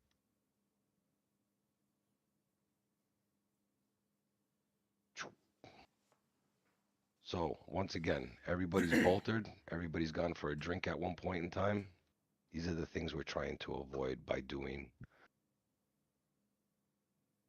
these quals. It's just to make everyone's experience equally enjoyable. Can you comment on night vision goggles versus HMD? Listen, Preference, like that? I never use the night vision goggles. Okay. Very rare. I use them once or twice on ops. The gain is terrible on them. It's really hard to get things clear, especially with your instruments. You can barely see them. Yeah, I don't find that they really help me much. There's been some night ops that we've done that were pretty cool where we actually used them and they did come in handy. Yeah, the SA from the HMD is just probably better anyway. In a situation like tonight, I would say HMD. So Right? I was. Oh, sorry. No, go ahead. So I was told there's a friend I have that's an actual. She's a retired Super Hornet pilot. So granted, this is Super Hornet stuff, but she was told and taught they don't allow HMDs for recoveries or even takeoffs because if for some reason they have to eject in the middle of the night, they don't want their night vision completely fucked by wearing NVGs. So it's taught that nobody wears NVGs on recoveries or takeoffs. But once again, like I said, this is Super Hornet. I wonder if they're able to change it out on their own in the cockpit, and that's just Yeah, something it sounds like they can. obviously we're not able to do that. Dumb. I actually have a comment really quick to all the new people who haven't used ILS before, because I screwed this up 2/3 of the time, and I am practicing not screwing this up, and I've been caught multiple times. So when you have to turn on the ILS on your UFC, and then configure it to the correct channel, like in the way that you do like mids. And then on the HSI, you have to box it on the HSI. It doesn't matter if it's on and you configure it to the right channel. If it's not boxed in the HSI, you will not get the needles, and suddenly you'll be two DME from the back of the boat, and you'll be like, "Oh shit, where am I? Where's my needles? Where's my bullseye?" Where are my needles? That's definitely something that you want to take care of when you're up in the stack, doing all your final checks for the plane. So what Vixen is explaining is like something that I guess if you've done it enough times, you don't really think about it much. But in the beginning, it's probably critical because you're so nervous about trying to get everything else right. So when you get up there into your stack, make sure your hook is down, check your speed, use autopilot. Hit the barometric altitude hold, hit the attitude hold. It'll help you in the turn. Take as much of those tasks away from you so you could think about all of the other things. You hit the ILS button, you make sure it's on, you make sure it's on the right channel, you get the channel off the kneeboard, right? And then once you hit ILS on, you'll see it pop up in your HSI. So like Vixen said, if you don't box that, your ILS could be on all night and you'll never get the needles. You got to box it. So it's a couple of steps, a couple different screens. Another tip I'll give other people that something that helped me is to turn the brightness of your HMD, or not your HMD, your HUD, turn the brightness way down to barely above, the darkness out there beyond the boat. Yeah. So that way, I don't know, it helps me. Yeah. That's a very good tip actually, especially I don't know how it is in VR, but when you're flying with track IR, different screens do blacks in different ways. So when you have that green on the HUD really bright, it kind of messes up the whole screen and you don't really see anything. So it's definitely a good tip to lower everything down. I also use the HUD reject button a lot, or the switch, where you switch it down and it gets rid of certain HUD symbology. Yeah, that's another. That reminds me of another thing. If you don't know, when you got your EW stuff on, on your HUD, it's got all those fucking lines of all your EW warnings. I just turn my Menu, yeah, hit menu EW, and then unbox HUD, and all of a sudden all that shit's gone, and you have a much clearer picture. I do that every time, even during my case ones. I do that. It's just so I have a clearer picture on my HUD. Yeah, I got a that's question. good. What's the question? Were board numbers decided after case 1 calls or case 3 calls? Yeah, 'Cause I don't after think I case have one one. and after case 1 and 3. Okay, cool. I made a note of yours. I know what you want. I pay attention. Which one was that? Because I don't remember telling you. You don't remember telling me? You said 217, right? Oh yeah. See, I wish I could have 627, but 6 is too high.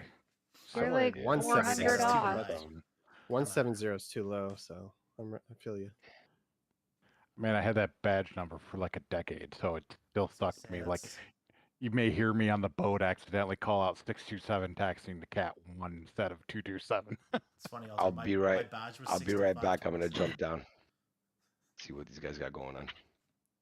I've got the same thing as you, Alter. My badge was 6527 forever, so it's the exact same thing. Wait, what does Yeah. the reject switch do on the HUD panel? Does that do the HUD reject where it It changes? cuts out most of the symbology. Yep. Yeah, it's like a 2-step switch, and like each progressive switch gets rid of more symbology.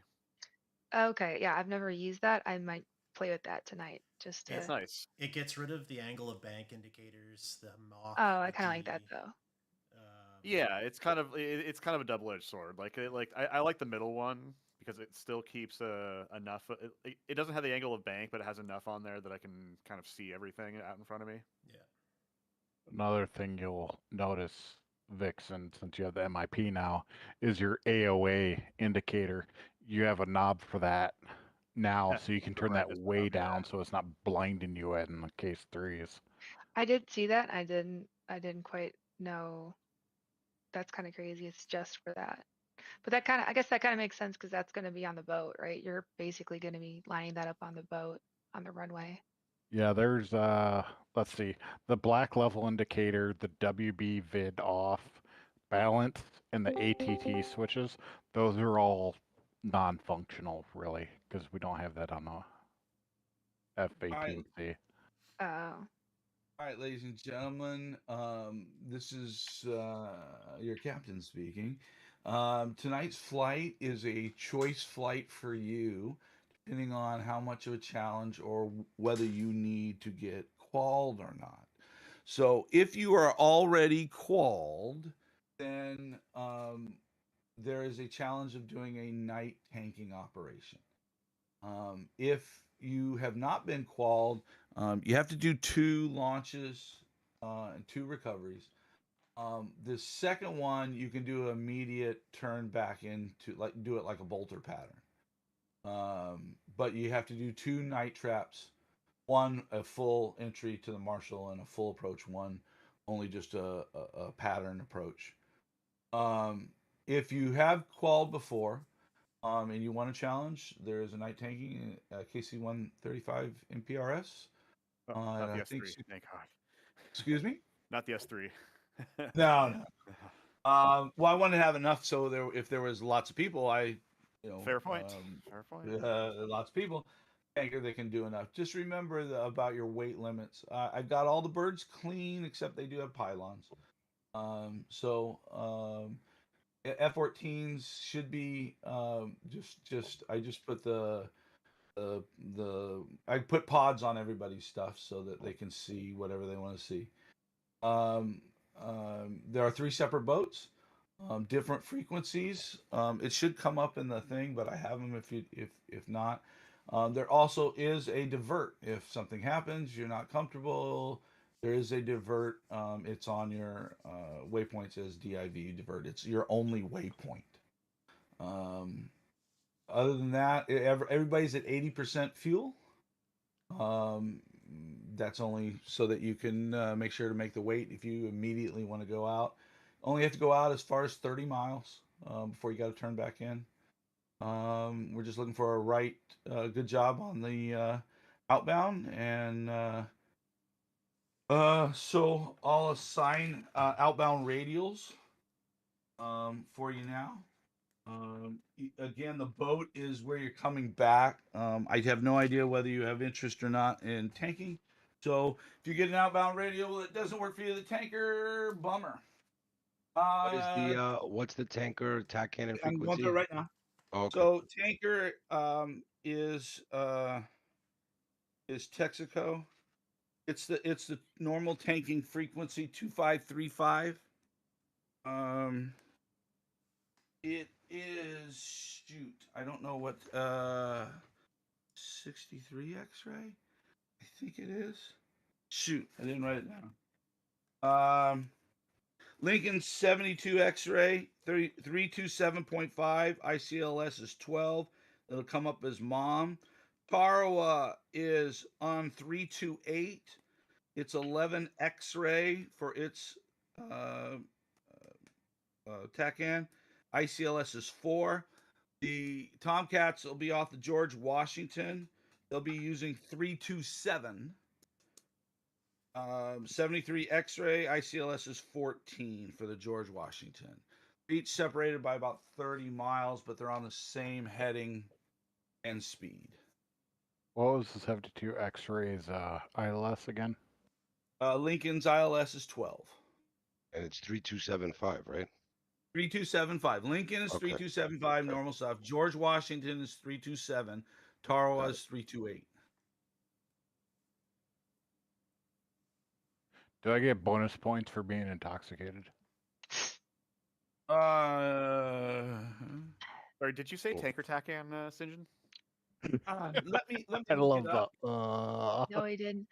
I actually have a question I about didn't. night tanking. If you only have Jehemix, is there like a little light that pops out, or do you just kind of have to guess Yeah. it? As you approach, they'll turn lights on and you'll get a visual. I did see it before, and I didn't know if I had like my taxi light on or something. I forgot to turn off, and it like was You'll also illuminating have a it. light at the end of your. You have a light at the end of your probe. Lincoln is Whoever's 326.5. Whoever's 201, I just spawned in next. 327.5. Oh, sorry. Whoever's 201, I just spawned in next to you and ripped your wing off, apparently. Yep, saw that. Since Maybe one just to of those confirm, days. Tara was 3285 or 328. Tarawa is 328. Okay, thank you. Alright, it's stuck me over on Cat 4 now. Is there something wrong with the boat? I had it going in a straight line. What's BRC? Do you know? Give me a second. I'm just loading up now. And I will Get tell that you from the LSO station. No, the LSO will give you the BRC. 285. 285. So the Oh, yeah. BRC is 285, so minus 9. I've had too much to drink, so I can't do math. Assuming the boat That's doesn't turn. 276. Okay, thank you. I'm a mathematician. I've had several Jack and Coke, so I can't do math. Attaboy. I want to be behind Sinjin, are you you in the doing stack. radials? Lots of time. Or do you want me to do those? I can. Yes, I can. Okay. Let me do the radials while my computer's booting up. Okay. So, Roughneck. Yo. Your outbound radial will be 280. 280. Billy, Send it. your outbound radial will be 090. 090, right? Waldo, your outbound radial will be 270. 270. Altair, Your outbound radio will be 100. 100 copy. I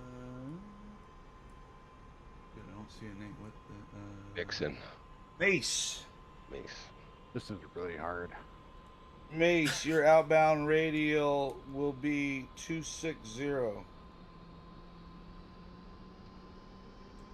Vixen, your outbound radio will be 110. 110. Roll left, roll left. Wiz, your outbound Flight radio will be Flight controls. 250. 50. Flash, your outbound radio will be 120. 120. Patty, your outbound radio will be 240. 240. Skyfall, your outbound radio will be 130. Pirate, your outbound radio will be 230. And Sinjin, mine will be 140. Okay.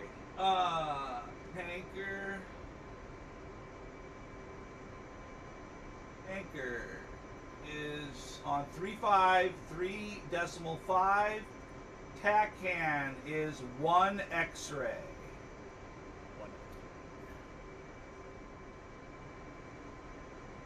Any other questions on the missions? Because I gotta switch to VR and shut everything down. Nope. Okay. Back in a second. Washer bonus is all setting up.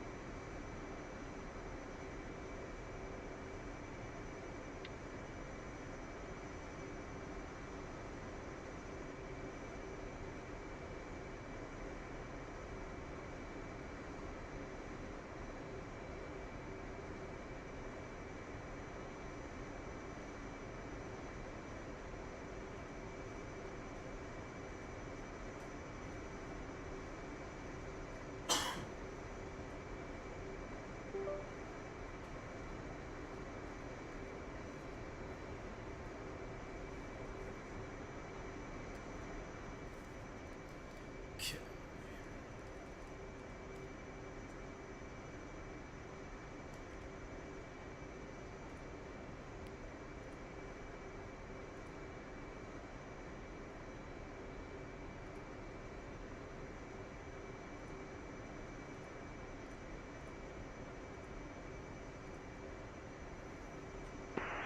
Union Marshal 201, taxiing Cat 2, case 3 departure.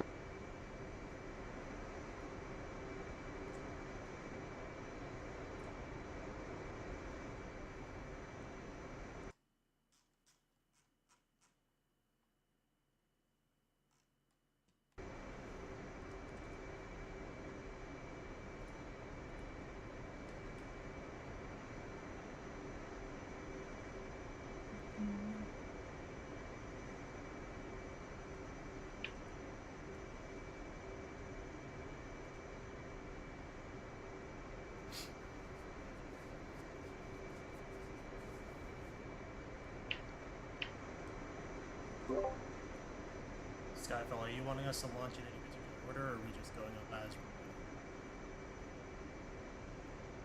we're You could just go up as you're ready. Roger.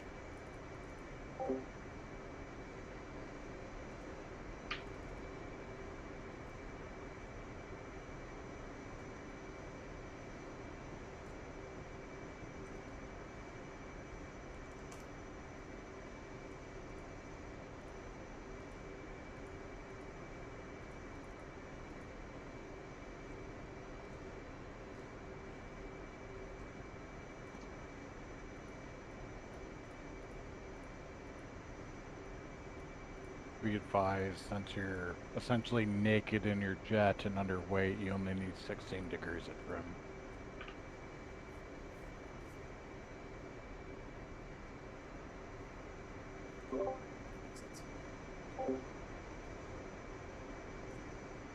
Seventeen's normally the go for, and you only need 19 when you're at like 49,000 above.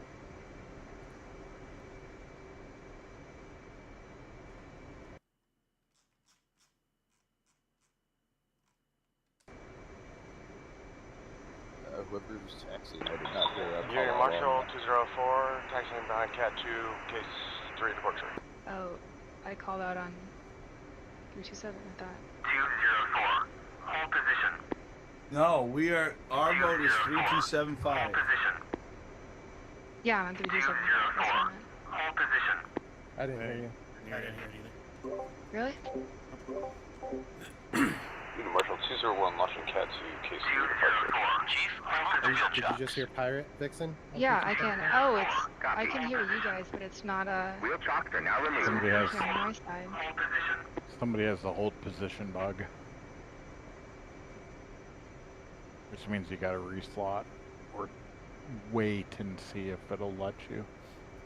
Whoever's 2 Yeah, sometimes if you give it a minute, that's me, so we'll see. I'm gonna try to restart DCS. Radar contact, altimeter 2992. 201. Hey, who's on my board? 201 airborne. What's your board number? 213. It's okay. 213, or Union traffic, taxiing to Cat, 213 taxiing to Cat 3 for case 3 departure. Union traffic 212, taxi to Cat 2, case 201, passing 2.5 kilo. 201, clear to switch.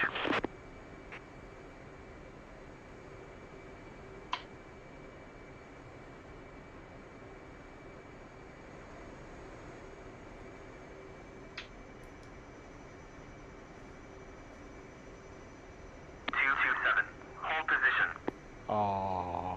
227, hold position. 213, hold position. 227, hold position. How do you get the time on your HUD? 201 arc. 227, hold position. 227, hold position.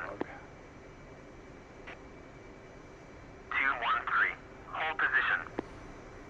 I didn't know you could get the time on your HUD. Hold position.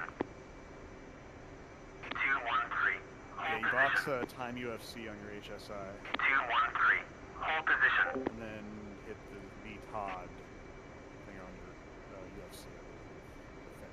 Oh, I didn't turn it on. I don't see where the time UFC is.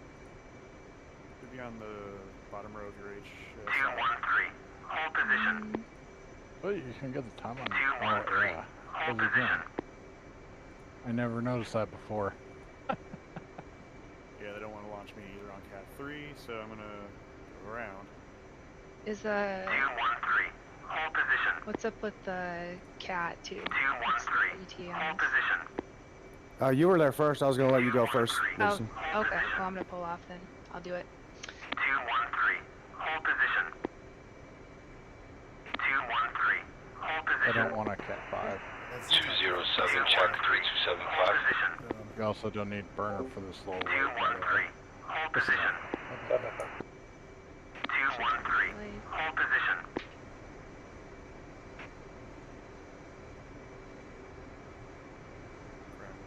I mean, discretion is at the pilot, but you don't have to have burner if you don't want it.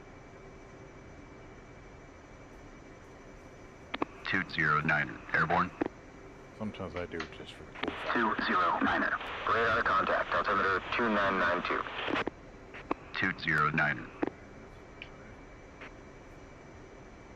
227, hold position. 227, hold position.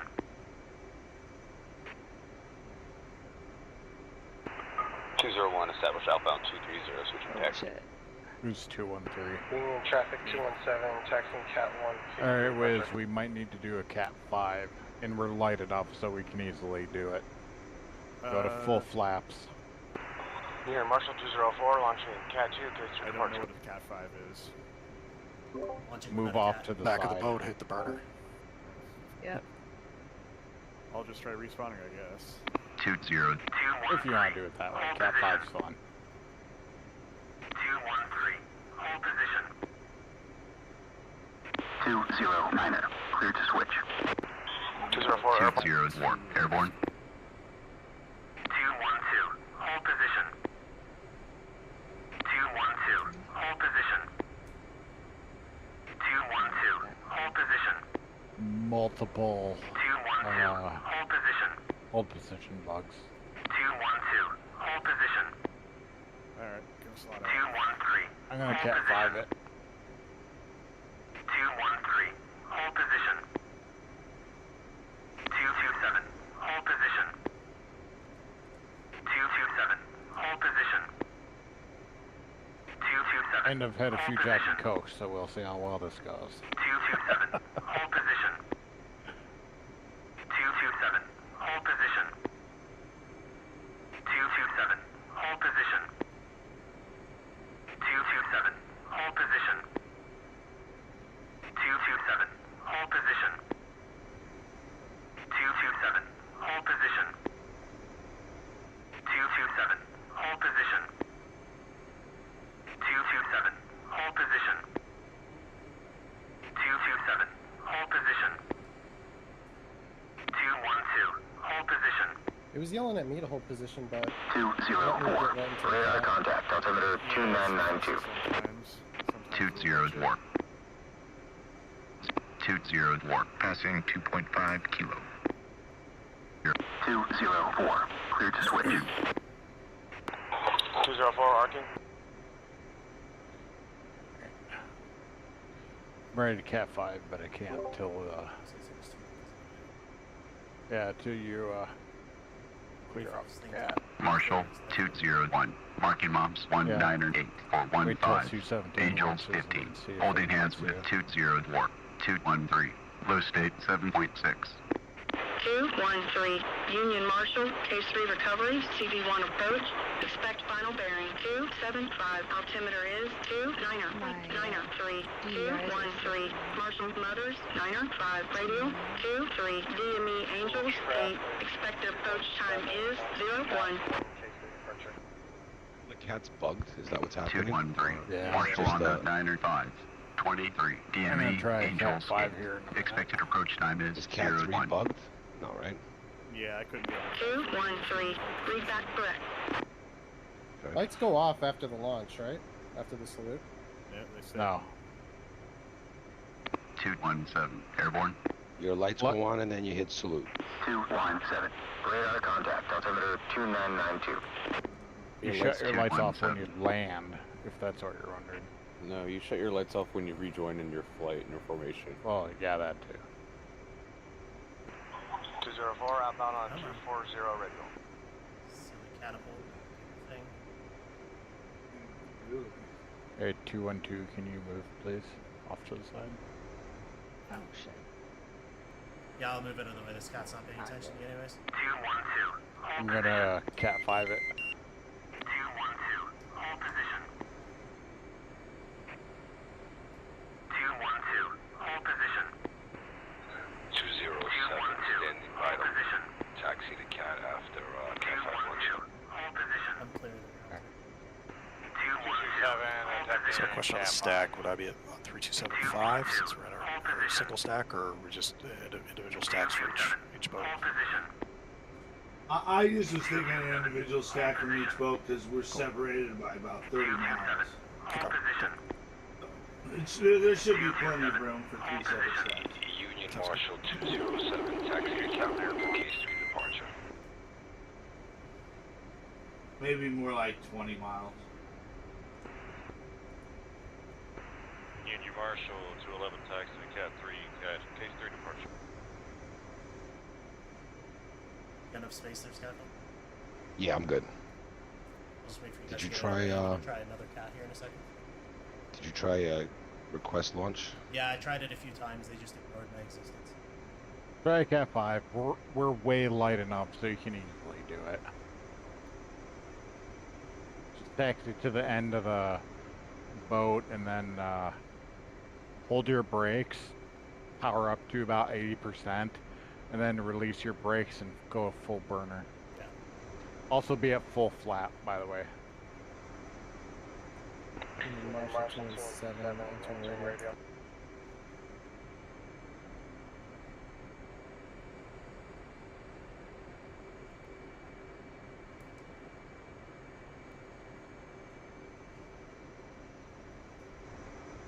I'll give the cat one more try, and then if it still ignores me, then I'll cat 5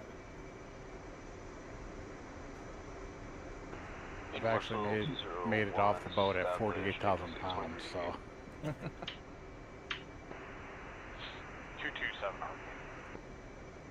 Marshall 217, departing radio.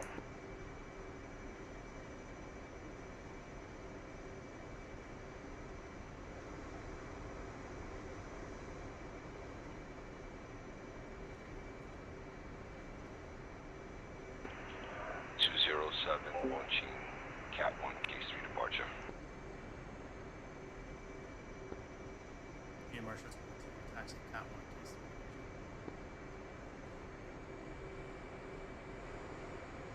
217, passing 2.5 kilo.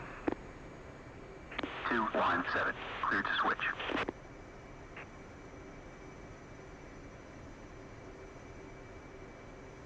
207, airborne. 207, radar contact, altimeter 297 airborne. 207.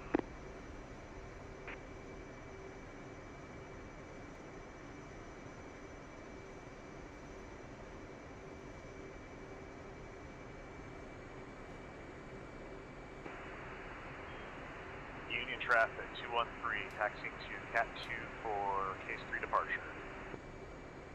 Oh, that's your landing light, your taxi light. That stays off. Who are you talking to? Whoever's on Cat 3. That's me.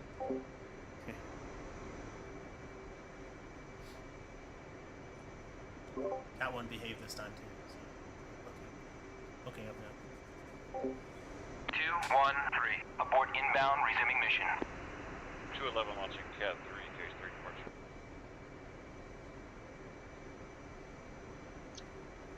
So once we're cleared of the radio, did our outbound. Where are we going? 30 miles out. 30 miles out, and then coming around, finding the Marshall stuff, or what? 207. 207, passing 2.5 kilo. 207, clear to switch. 211, airborne. 211, radar contact, altimeter 2992. 211, arcing.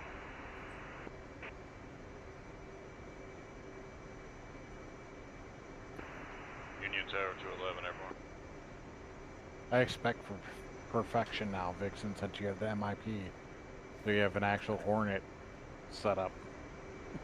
It's currently fucking up, so I don't know if it's not getting enough power, but they're flickering right now.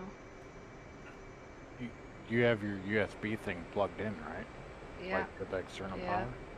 I got a 90 watt one too, 7.5 amps. 212, portable 8.1. I got a lot of shit. Union Marshall 2 radio check. Lima Charlie. Cat 2's not working. 212, airborne. 212, radar contact, altimeter 2992. Join the Cat 5 212. club.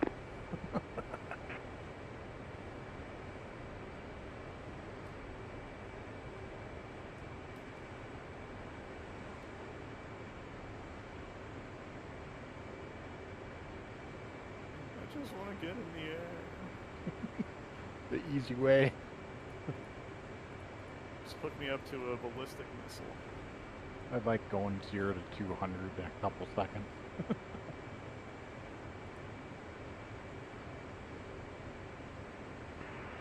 Union Tower 211R. Man, they are just not reacting to me. Go back.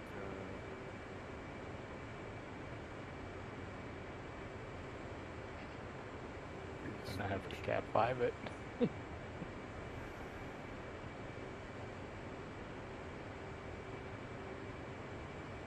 Have you ever Cat 5 before? Nope. Ah. Gonna look real cool at night. Yep. 211, passing 2.5 kilo. Just go full flaps, like I said. 211, clear to switch. Hold throttle up to 80% while holding your brakes. No, you need to go all the way to the back of the boat. To the round bounce. 212, passing 2.5 I kilo. was gonna try 3 and 4 again, see if they 212, clear to switch. And you can try, but if that fails, go to the round down, turn around, and then line up so you're in the back left corner and facing towards Cat 1. Hold your brakes, throttle up to 80%, then go to full burner and release your brakes, and then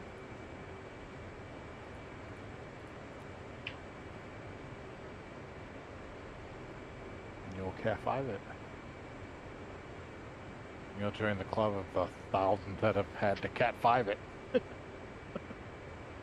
couple people don't have data on time. Okay. 227 outbound, some tactical.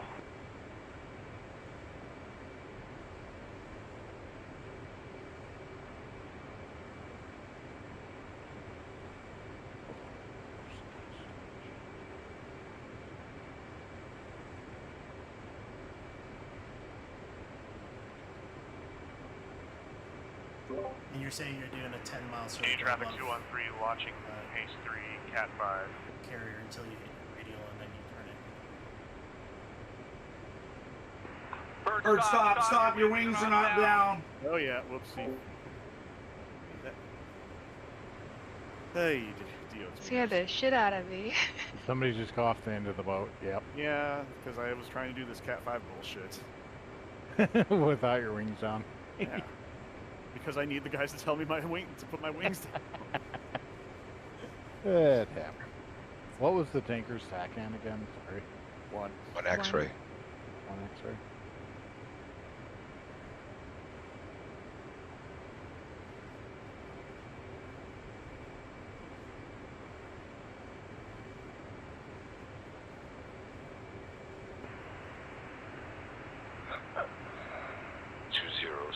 Established outbound radial 130 Angels 15.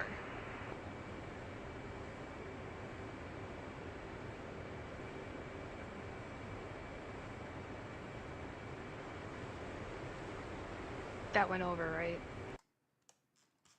I didn't hear you. Well, what channel were you on? 327.5. I didn't hear it. No, you're not transmitting it. I heard Skyfall, Oh, but I is it didn't hear you. Oh no. I'm just gonna say it over this one because it's not transmitting. I don't know what's going on. Might be messed up in SRS. Union Marshal 209, Flight 1 inbound from the Marshal Stack. Currently Angels 12 for 28 miles, marking Mom 110 State 6.3. Diesel 1 commencing at Angels 8, 23rd evening. Tanker's actually on 353 500. Not 253. 3535.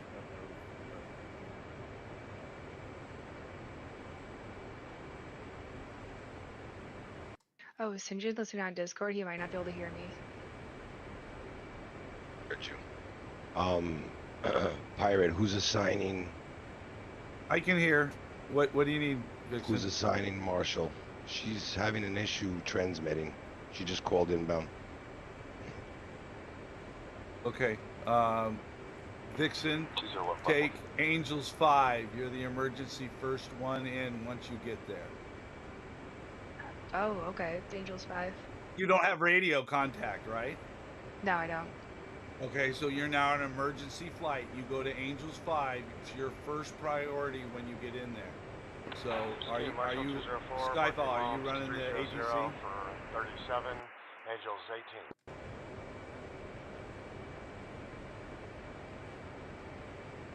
Skyfall, can you hear me? Yeah, go ahead. Say that again. Are you running the ATC? Inbound, resuming It, yeah, I got no problem. I'm up in the air. Okay, so then, you're up in the air?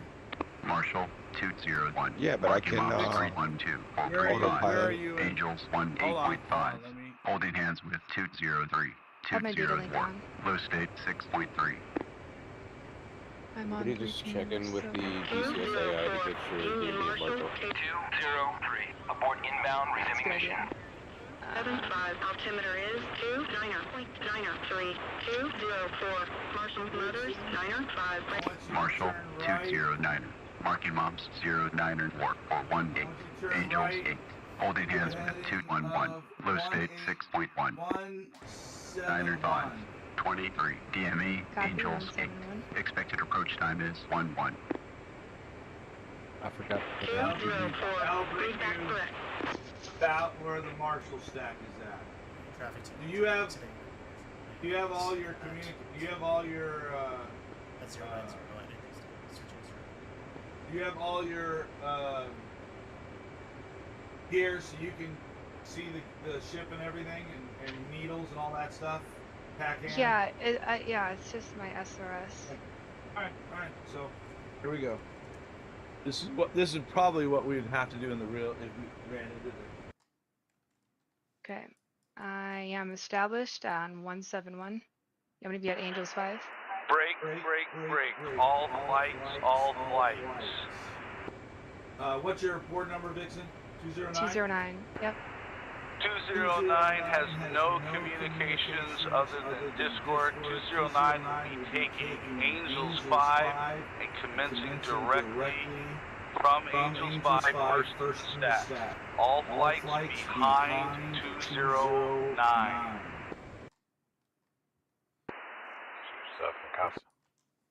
I'm on 171. Am I going in the right direction?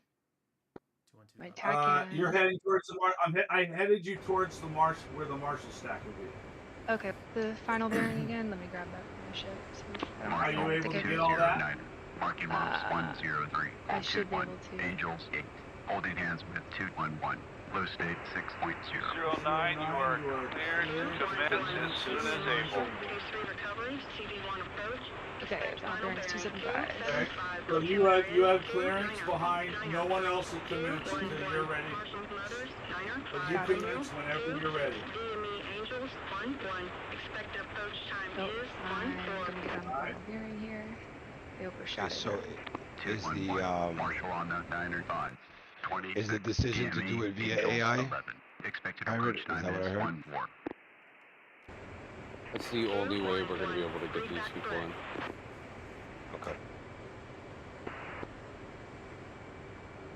Vixen, the boat, you need to turn Marshall 227. to about Marking mobs 289. 122 or 40. Angels 20.5. Holding hands with 207. 208. Low state 5.0. Union traffic 213, taxiing I'm about to to approach Cat final 1, bearing gauge 3 here. departure, or attempting to. Expect final bearing 275.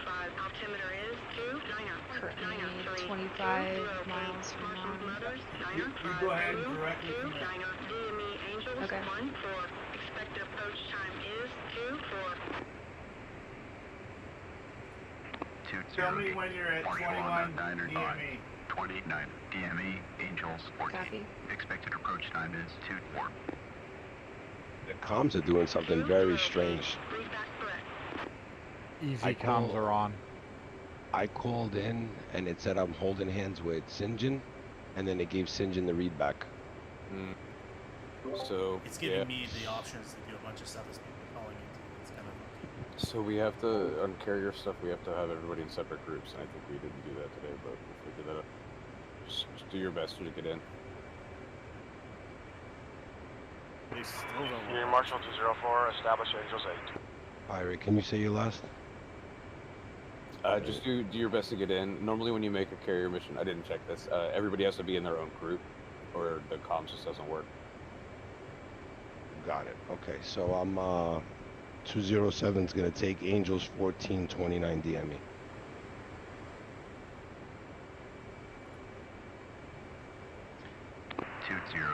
Now 21 DME. State 5.7. 209. Commencing. State 5.7. Altimeter. All right, Nixon, you're in. Don't falter. Oh god. 207 inbound from Marshall Stack, Angels 14. Abort inbound, resuming mission. For 29 DME.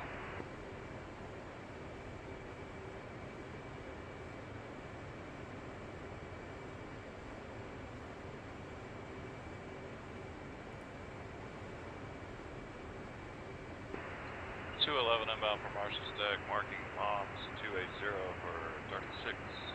Angels 8, stage 6.9.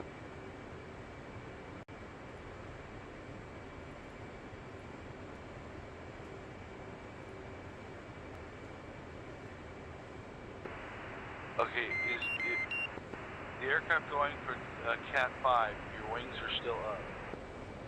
I'm not going for Cat 5 again. These guys are We're on the ball. We're on the ball. Hornets on the ball.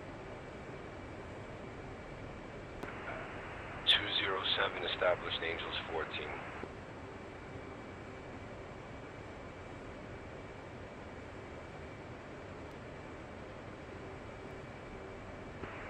Got it.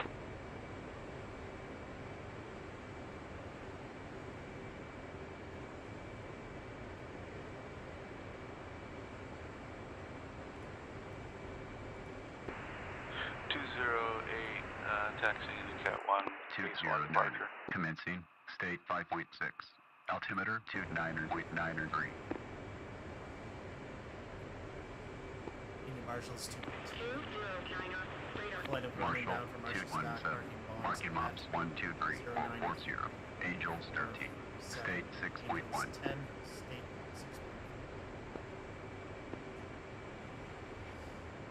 6.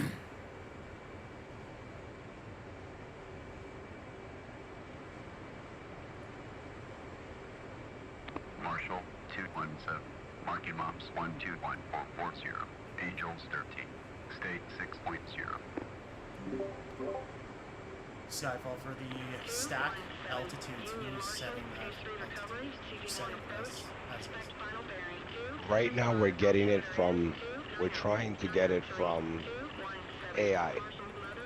So call in via the AI and see what they give you. 212. Abort inbound, resuming mission. Alright, this is not gonna work. Let me get on the map and see what we could do here. Expected approach time is Marshall 209. Marking bombs 280.25. Angels 8. Holding hands with 211. Blue State 5.5. Looking up on Cats 1 and 2.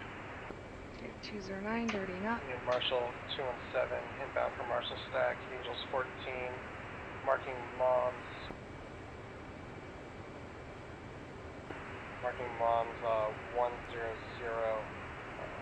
state 5.9. Alright, so Standby 217. I'm at Angels 14.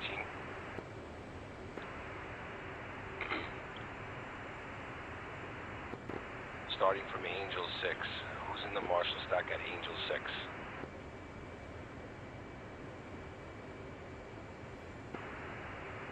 No one at Angel 6. Starting from Angel 7. Who's in the stack at Angel 7? I think the AI starts at 8. Okay. Who's in the stack at Angels 8? Patty's at Angels 8, ready to commence in 2 minutes. 209. Roger. Copy, Patty. Make your call clear so I can hear you. Who's in the stack at Angels 9? Operator contact 6 miles. 209. Angels 9 is open. Who's in the stack at Angels 10? 212, Shilley's in stack and Angels 10. 209. Up and on. Stand by, Angels 10. Who's in the stack at Angels 11?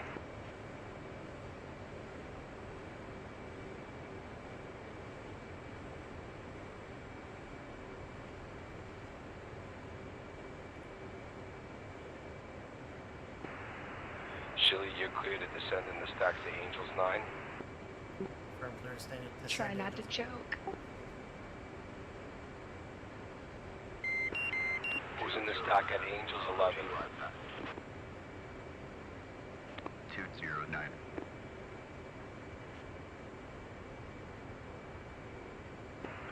Waldo, you are clear to enter the stack Angels 10. 208 attempting Cat 5 launch. I don't know why, but the tanker just 225 DME. 217 Waldo, you're clear for the stack Angels 10, 25 DME. 217 copies Angels 10, 25 DME.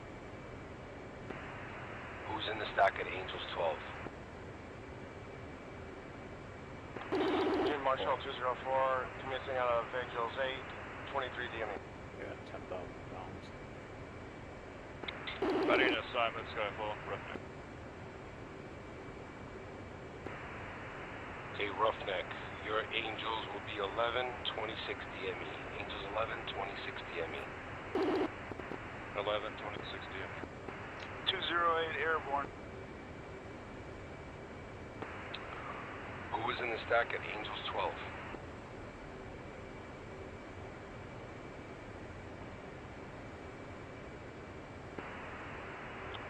Who is in the stack at Angels 13? That's top of the stack. Copy, top of the stack, Angels 13. Inbound, resuming mission. 209 Hornet Ball State 5. 207. Marking Mops 130 or 10. Angels 15.5.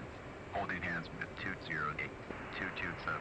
Blue State 6. Pirate, are you on the deck already? Yep, I'm different.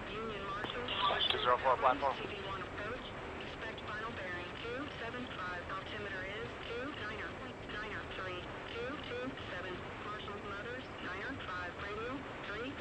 DME Angels 1. Bow deck. Expected approach time is 26. 227. Marshall on note 905. 31. DME Angels 60. Expected approach time is 26. 208 Argy. 227. Read back correct. Oh god. Skyfall, did you copy my inbound that AI automatically did for me? Clear deck. 227 Altair. Come into the stack, Angels 12. 27 DME. Copy, Angels 12, 27 DME.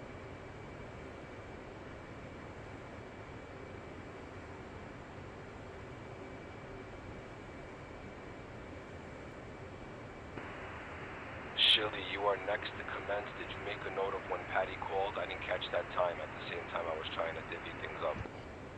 Negative, I did not. I wasn't sure when I was going to commence. I just turned onto the flight now. Chili, you're clear to commence out of Angels 9. Solid copy commencing at Angels 9. 227 establishing wall.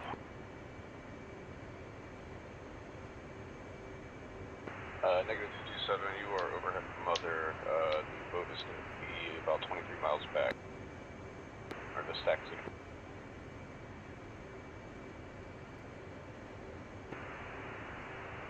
Roughneck, your expected approach time is 2117. 2117. Really, Pirate? I was told to say established once I reach my Angels, regardless of the DME. Stand by, Roughneck. Negative for that time. Waldo 217, your expected approach time is 2117. I just want to confirm. 2117. 217.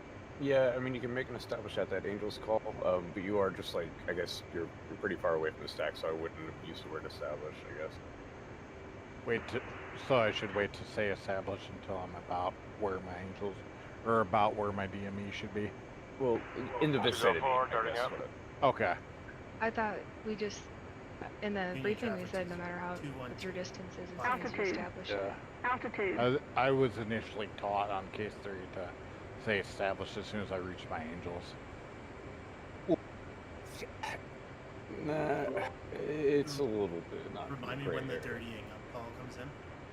8 miles. 8 miles. 8 miles, right?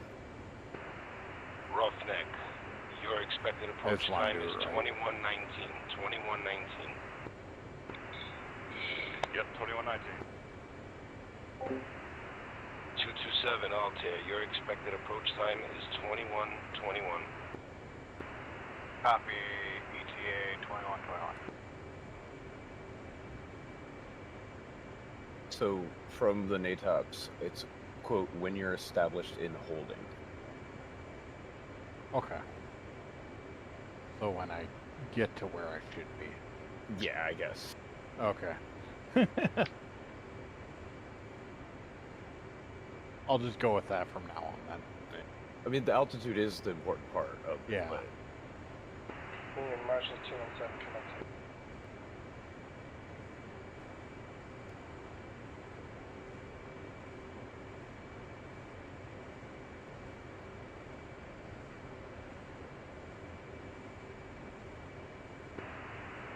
Union Marshal 207 is going to be lowering in the stack to Angels 13.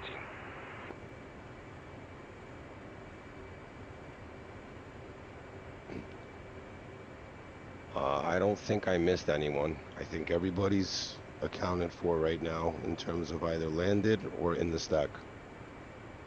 Except for St. John. St. John's the only one that hasn't called in. Union Marshal 208, establish out on outbound radio 110. Switching tack.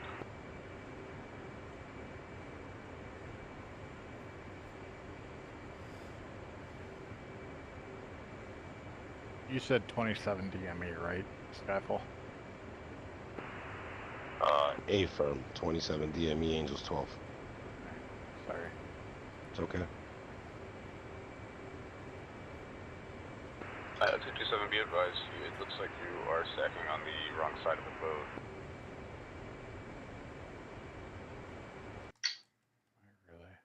Luna, they got it. Okay, chalk that up to the bourbon and coke. Yeah, Alright. I just looked on the F10 map. I'm way out here. Sorry. All good. What's that? 217 platform.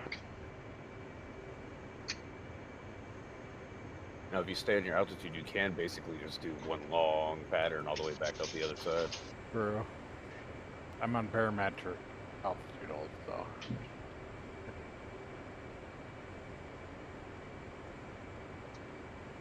I didn't get to celebrate New Year's, so I'm celebrating New 204, Year's horn up today, ball, so stay sorry 7.4. about that.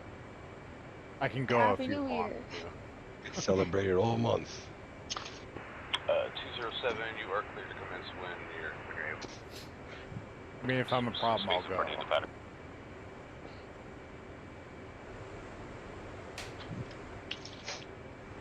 I mean, I have no objection.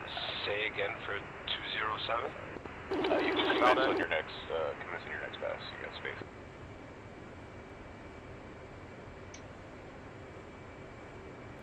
Two one two dirtying up. 207 will be commencing from Angels 13. Clear deck.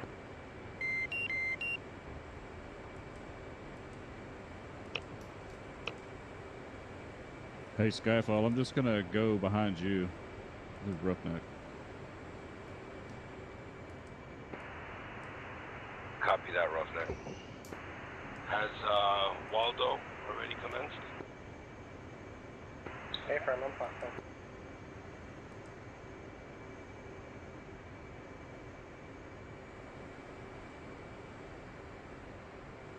Ooh, Bixton, did you make it down on your first attempt?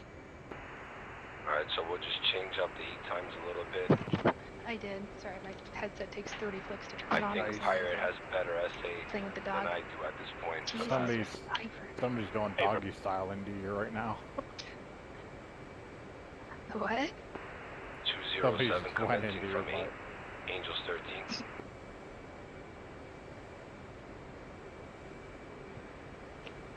13. Something happened on the deck. It's still clear, but looks like two planes kind of collided. Clear to land. Clear to land. Yeah, I don't know how that happened. I went away. What happened? Whoever 204 is went up Vixen's butt. It just went right up my butt. I didn't hit her. I don't know what happened there. Oh, on my screen, yeah, 204 went right up Vixen's. It went right between the exhaust. All sorts of weird tonight. I see Roughneck flying with his wings up. Like it's chaos. Yeah, there's a plane with the wings up. They're down for me. I mean, it looks cool. This is the optimal landing position. If you guys don't understand. 212. Hornet ball. 5.2. You can do it, Chili. I'm with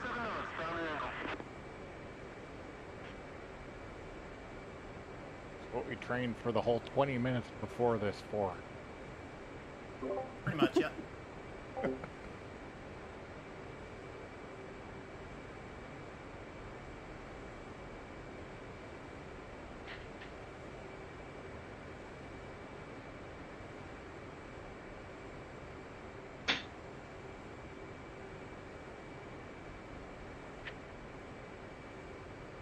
Two and 7 dirtying up.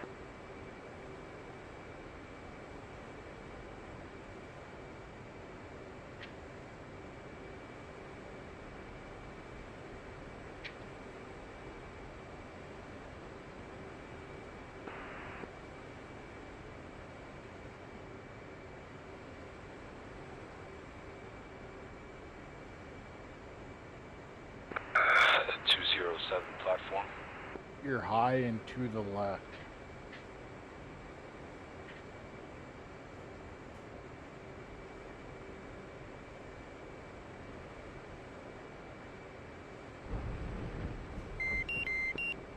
Nice. 3-wire, nice. 3-wire. Good job, Chili. 8 inbound. Marking mom 070. Do you know what wire I got, or was it just two emergency leaving? Nobody was looking. Look in your message history. 211 commencing. Oh, okay. And it should say what the LSO graded you as. 212 unit marshal cleared out. What's Shit, what's it was a one wire. Did you say Angels 12? Yeah, Angels 12's occupied. Top of the stack, Angels 12. 208 will take. What sort of doggy style crap's going on this jack right now? 2 and 7 Hornet ball. The 4.6. Chili, kill your life. 208, take Angels 8, 23 DB. 208, take Angels 8. You got plenty of space, Chili. What did you guys do over here? Yeah, that was me. I don't know what happened though. I didn't think I hit her. I know I didn't. I did a glitch or something. I don't know. Vixen's plane just looks like the come and get it type of position. Unit Marshal 208, request the final bearing. 275 final bearing. Sorry, Vixen. If too far, let me know.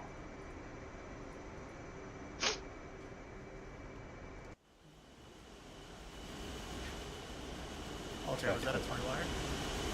Yes, it was. Nice.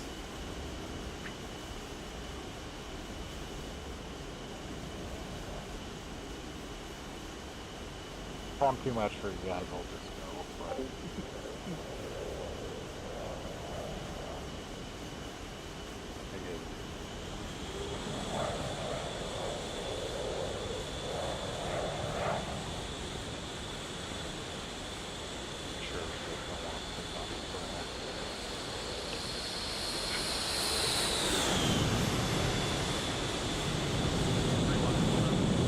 All deck? 3-wire, nice job.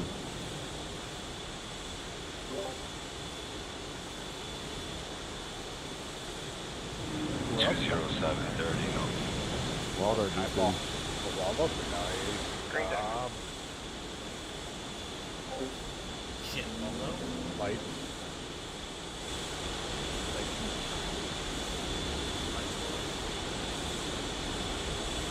What I get? It's a 3-wire. Don't forget to turn your lights on.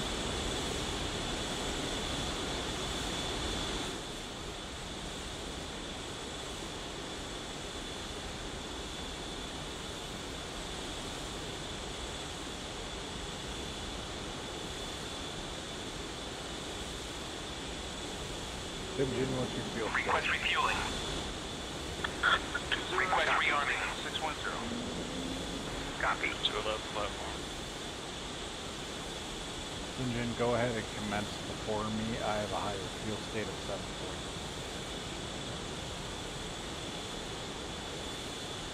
Nice.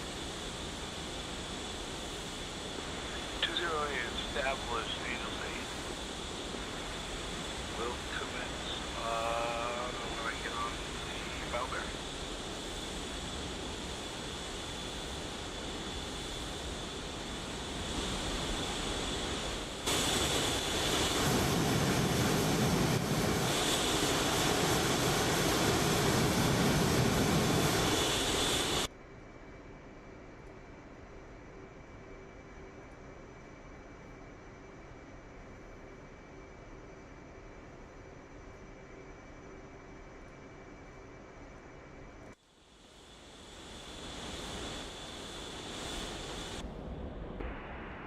South, and Washington Post, 12:27 p.m.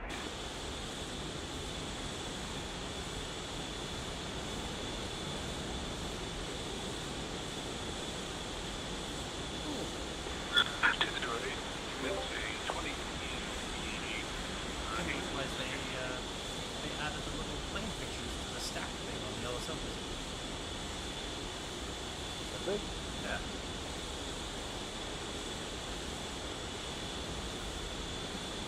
Yeah. Huh, it even has my fuel state, even though I didn't actually call it the AI. Yeah. I wonder if it recognizes what Refueling complete.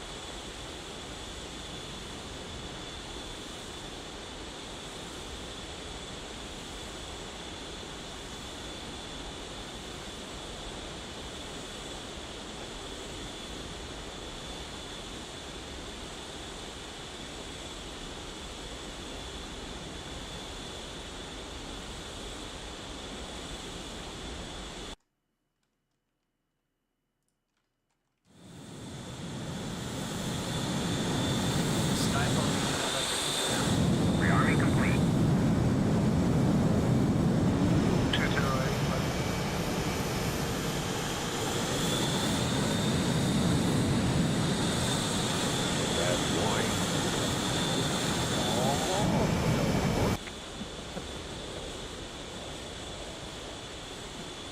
They're on slope.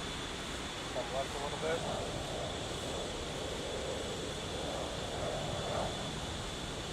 And center.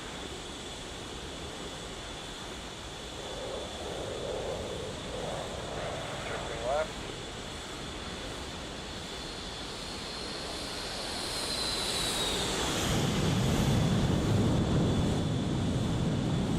Rewire. Nice.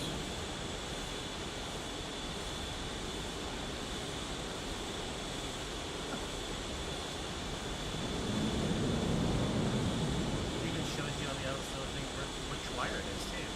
That's crazy. It does? Where does it say that? So at the bottom where it says hook touchdown, it shows you where the hook hit the deck and then which wire it's on. It fills in the dot for which wire it is. 211, come right. Interesting. So it says it was a 2-wire.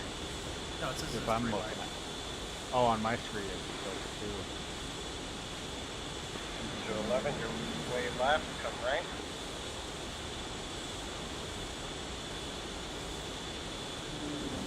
Yeah, my controls are being wonky for some reason.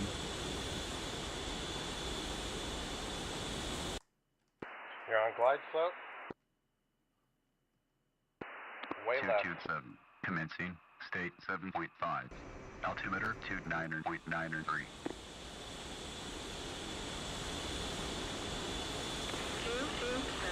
radar 211, come right.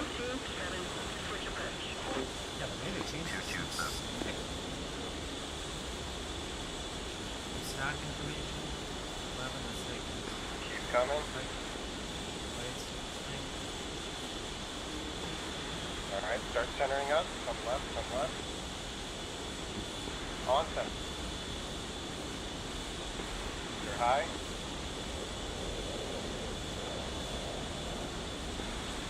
Hornet ball. You're on center, drifting left.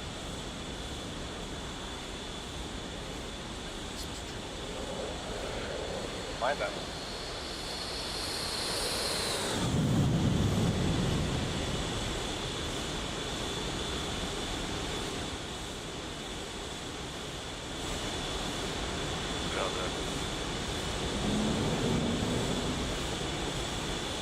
I'll see his wings folded. Yeah. You're right, you're left. Way left. Yeah, they're up on mine too. 4-wire. Nice. Clear deck.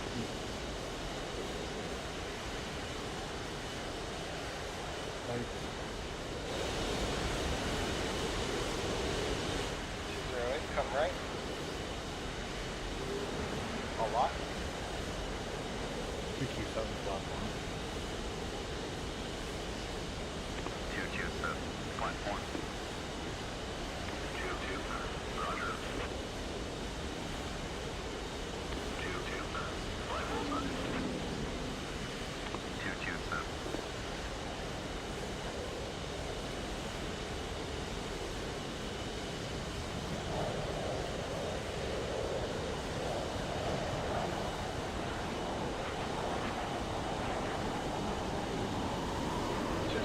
Up. 208, way low.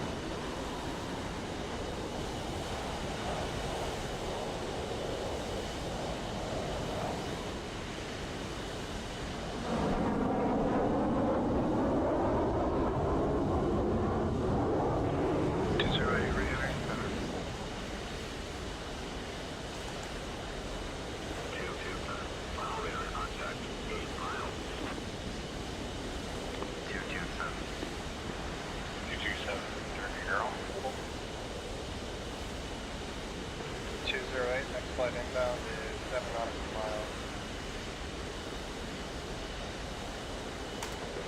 208.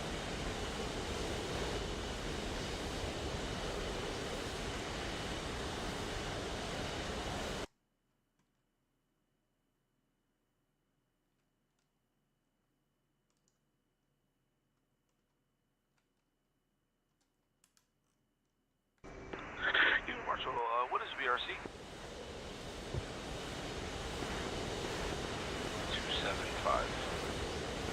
Final bearing at 275. Final bearing 275, not BRC. 22, ACLF lock on 6 miles, St. Needles. 227, up and on. 227, fly load. Sorry, I can't control the AI. Yeah, you locked in with the Mode 4 DCLS, it looks like. I don't think Mode 4's an 8. It's not. It's UTM fail. Oh, it just automatically says that though. I pull it up. I pull it up regardless.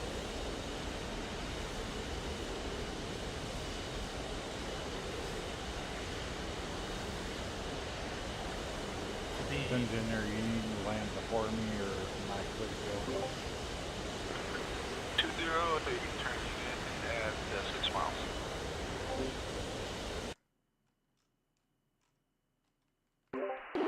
He's behind 2. Approaching right path. 227 in that 4 miles. 227.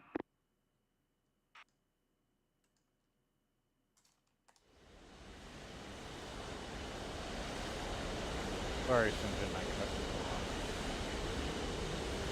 I don't see Altair on the OSO station. I just see him in the grid. He's in the list, but he's not on the actual page or whatever, yeah.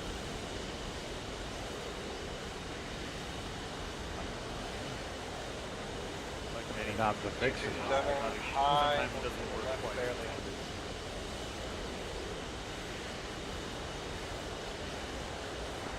7 centered up, high. Okay, if I can do this intoxicated, then anybody can do it.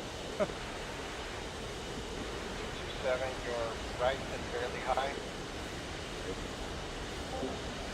Barely right, barely high. Alright, now you're back on center, still high.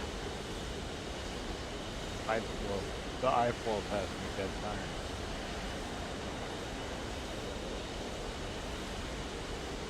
You probably will be by the time you get down to that.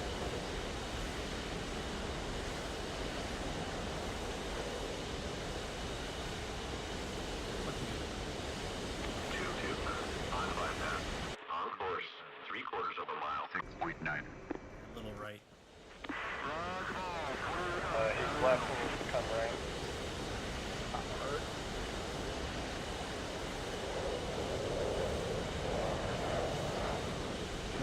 John's way high.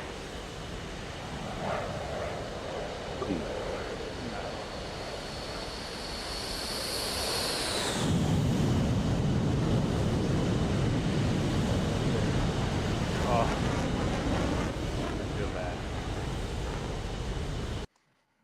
I blame the bourbon. Yeah, it wasn't too bad at first for his Is intoxicated. it bourbon or Jack? I forget. It's bourbon. Yeah, that's what I thought. 208, you're headed towards I the gotta Terra potty left my this time. dog. I'll be back in 5 minutes. I ended up playing single player just because that boat actually works. We're in the pattern in front of the Lincoln.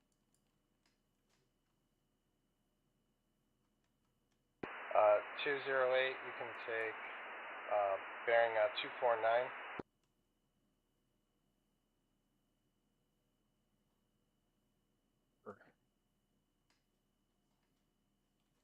Maintain altitude.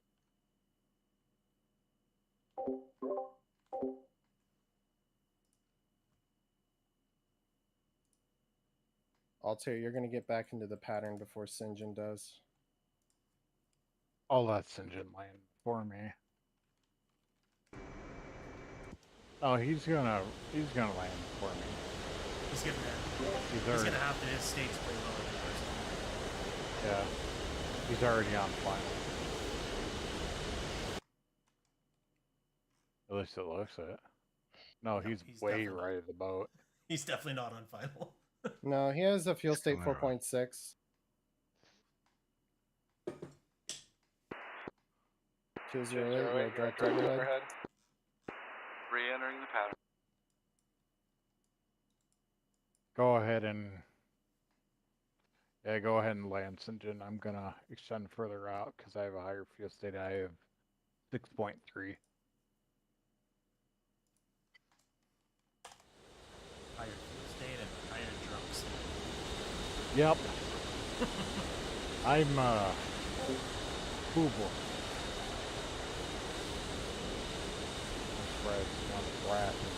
Alright, that's enough out there. Bye.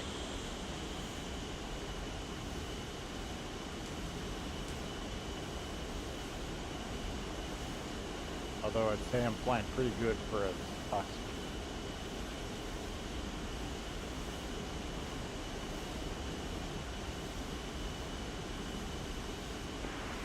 You clear to turn in at 4 miles. 208.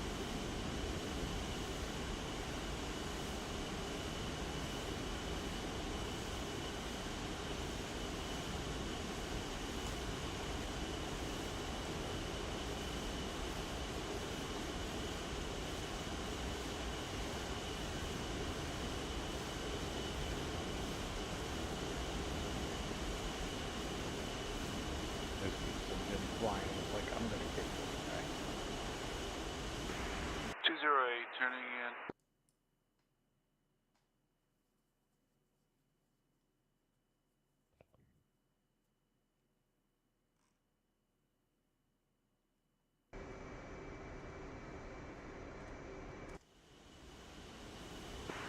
Two 227 is 8 miles.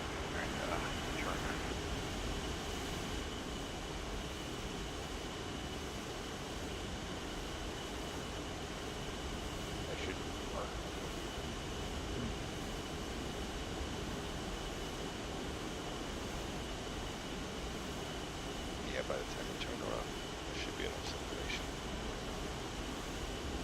I can see. Yeah.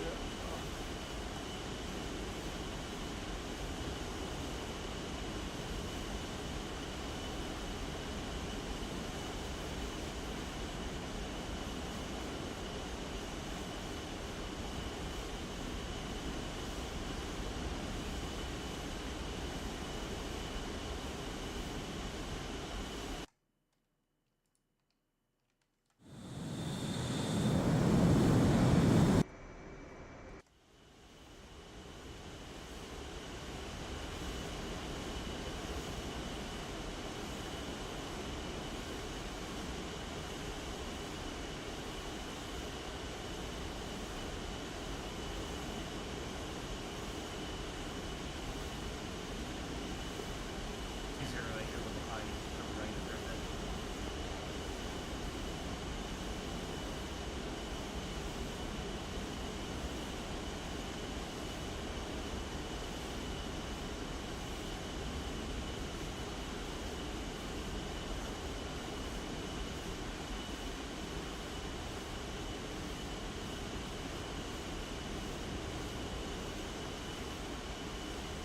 Keep coming right.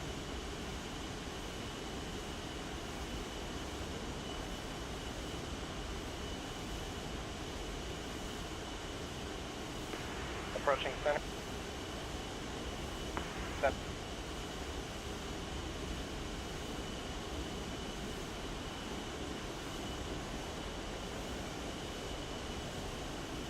You're looking good.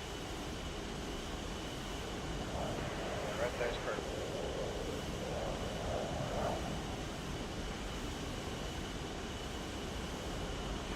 Come right a little bit. On glide foot. Center. Red deck.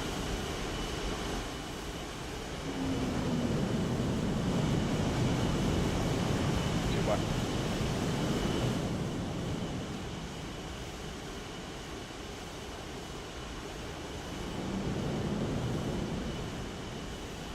Oh, it's funny. Now he's trying to get me launched.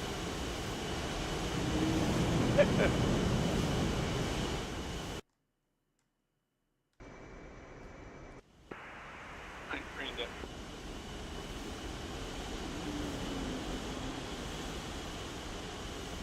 If I don't make it on this one, You're centered up.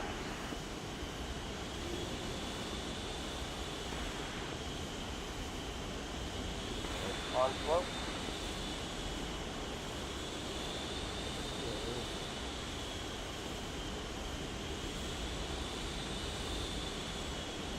No LSO station here, perfectly centered, almost. yeah.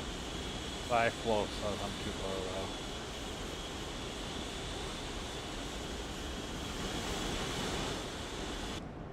I mean, I may have been drinking, but I can still, you know, with my OCD, I can still fixate on a dot. Yeah, it also depends how far out they are. So if they're like more than a mile out, left and right feels like they're really close to glide slope. More than a mile out, not as accurate. Even looking at it from now or so.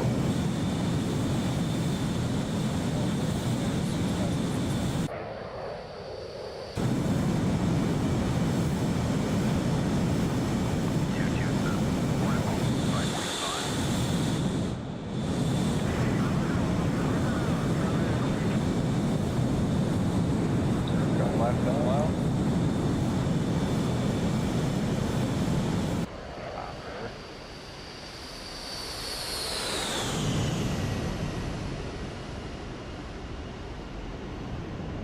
Yeah. Bolter. Yeah. I'm too far gone to do it. I don't want to hold everybody else up. I've already qualled. Sober. I should say I qualled sober. Everybody's back on the deck, right? Yep. Yep. Alright, so I think everybody could slide out. Except me. I was the only one.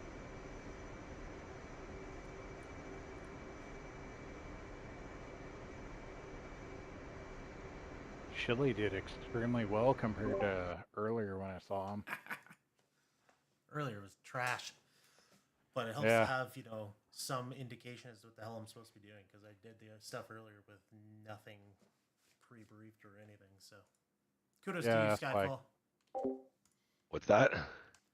Said kudos to you with your instruction, because the stuff I was doing Oh. earlier I did with zero instruction and clearly was trash, and then did it just now and was less trash.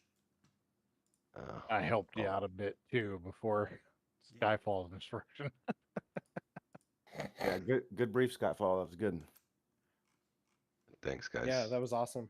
My It'll be first cat. it'll be chaser. better next time. One thing I have to commend all of you on. I know not everybody got one, but I've never seen so many 3 wires with this many people. How many 3 wires were there, Pirate? I think you were watching more than I was because I was still up in the air. I was looking at the map, but I think a couple. That definitely more than normal. I got Shilly had one. Waldo had one. Roughneck was a 4 wire or a 3? 4. 4. Vixen, I didn't catch yours. I think Vixen was a 2 wire. 2 wire. Patty? I didn't see mine. Then it was a 3. By default. Yeah, let's call it a 3. By default, yeah. By default. Yeah, no one else saw it either. Yeah, that's a 3. It was a solid winner. Flash, what about you? Usual 0 wire. You landed on the island this time. Yep. We'll try to put it on like a conference room table next. I just thought it was funny. As soon as I landed, they're giving me the signals to come line up for a cat shot. Nobody could take off before. Yeah. Pirate, are you gonna run attack view or? That's your job, buddy. All right, so let me stop the server. Hold on a second here. I have to pause it, right? I think so. Well, I think Rai was able to get the ones off the campaign server without pausing it. I don't know what the deal is with it. I think there's just a bit of a delay, and then it starts doing its thing. Granted, Flash, you saw how I approached and stuff intoxicated, so you could only guess that I can actually make it sober. But if you need any help when the big bosses aren't on to give you professional instruction, I can give you amateur instruction and tips and stuff. But Flash is a Harrier, and he landed perfectly. Oh, didn't notice that. Sorry, I'll shut up now. I almost was going to land on the Tarawa. It's going to happen one day. Somebody's going to put it on the Tarawa. It's going to be amazing. Captcha did it. Did Phoenix do it too, Pirate? I don't know. I wasn't there for that one. Oh, Captcha did it. He landed an F-18 on the Tarawa. Maybe that'll be a fun night. Skyfall, the TAC view is ready to go. Yeah, I just downloaded it. I wonder if there's some kind of emergency procedure in real life that you could do that if you had to. I bet there's a barricade, maybe? Yeah, maybe barricade. No, not on that. Not on that. It couldn't. It's not the Tarawa. It's not designed to take that hit. No, they would just splash them next door and tell them to jet. Right. For a Harrier? No, for a Hornet. Barricade. If a Hornet couldn't land, if a Hornet only had the Tarawa, they would. I cannot believe they would allow that. Oh, on for the the Tarawa. Tarawa. Yeah, and the Harrier's emergency This is procedure, if hell there's a no. nozzle issue, like you can't use adjust the nozzles for landing, it's just punch out. So Part of me before feels we like begin the the TAC Tarawa view- would do if they had a barricade. Part of me thinks that the Tarawa would try a barricade just because, the multi-million dollars of a Hornet. Yeah, but it's a multi-billion-dollar ship. Before we begin Skyfall, I just want to tell you how impressed I was with everybody, given that many aircraft going up and doing it. You guys did a really phenomenal job. Nice job.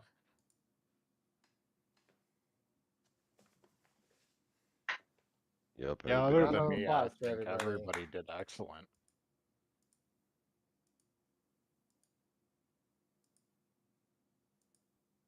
Okay. Are you gonna Vixen, pull up the Chili, numbers all on me? them. I think Damn. they did excellent. I did shit. No, I just wanted to No, I found I found both of the wrong boats twice. So I'm not Don't feeling worry so about hot it. about that one wire. Although I managed to tank pretty damn nicely. I'll say that at least. Do I need to get a like a requal or something for that? Yeah, no Well, comp. one Can't doesn't really count. give you that. Sorry. Right? Yeah, one doesn't count. So Sorry. boss was first one off the boat. I had a pretty short arc path. Yeah, your radial was 230. Looked pretty tight. Vixen, make sure you check your mic settings in SRS. Okay. To Yeah, make I sure don't it's know what got the happened. right one It was connected like or right one selected. I only There have was one. another one. update Mm. to SRS today or yesterday, by the way. Yeah, it had some sort of issue. Like it sent an error and then it just didn't. I have a question for Pirate. Patties look good. Pirate, after you went to your radio, what did you do after that? Just whatever? Yeah, whatever. Honestly, I was gonna hit the burner and do some aerobatics, but I was just like, nah, I'll try to get in the Marshall stack so I don't hold anybody up.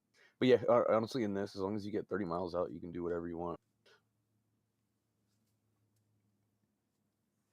Picking on the drunk guy. I chose the easy peasy out and back, nice and simple.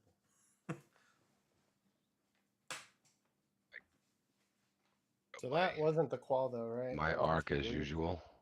Or was that a qual as well? So if this is your first time having the briefing, it is just a practice run. But those that have had this before and have qualified before could re-qual in this. Want to run another session for the actual qualification.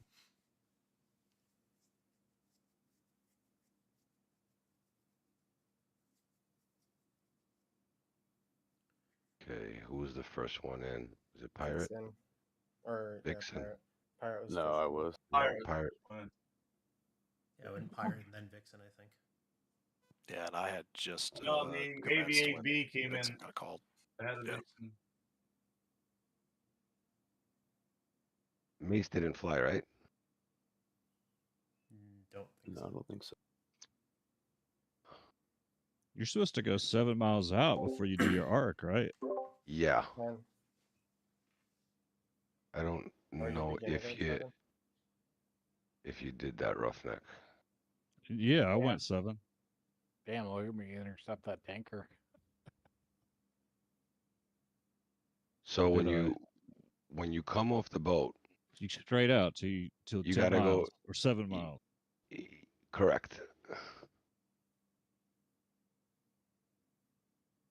So it looks like you turned Immediately. pretty much right when you got off the boat. Yeah, I don't know why I turned.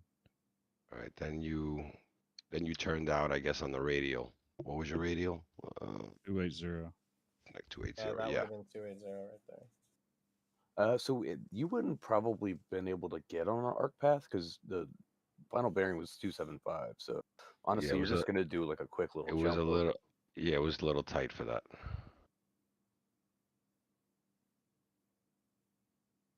Okay. All right, let's You just kind of go straight, right? let's zip through a little bit here and see what the marshalling looks like behind the boat here. Looks pretty good. So I'm gonna start counting with Patty, because Patty, after Vixen got down on the deck, he was the first one to commence with all these jets behind. How's my spacing there behind Shelly? Because I commenced 20 seconds after my ET. One thing I noticed on you is you were a little fast, a little late. I think at 8 miles you want to be pulling off of that. I think I saw you coming up on him.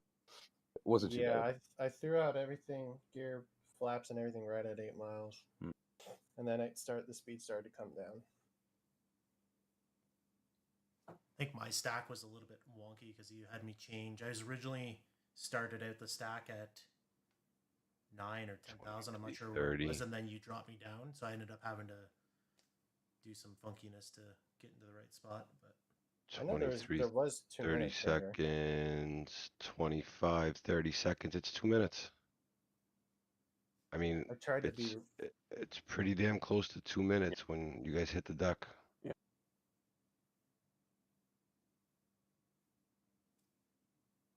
I commenced from like 30 miles when Pirate told me to come in. Roughneck spacing looks good. 29.50. Seems like somebody coming up there is booking. 30.50. 31.50. Pretty good Roughneck. And then I got disoriented. Altair's hauling ass. Well, you're going 250 until you hit like 130. So you're going like twice as fast as the person in front of you at some point.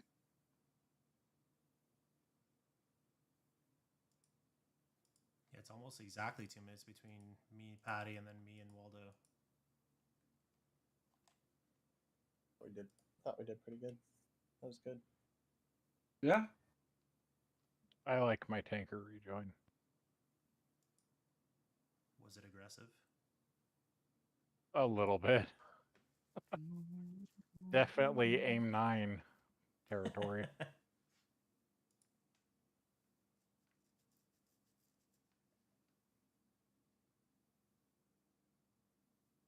While I got everybody here, because we are the majority people, Phoenix asked me to handle Friday. What would you guys like to do? Do we do case 3 quals? Case 3. I'd be okay with case 3. I like to do like cap and stuff just to like get those tactics down and maybe improve my essay a little bit.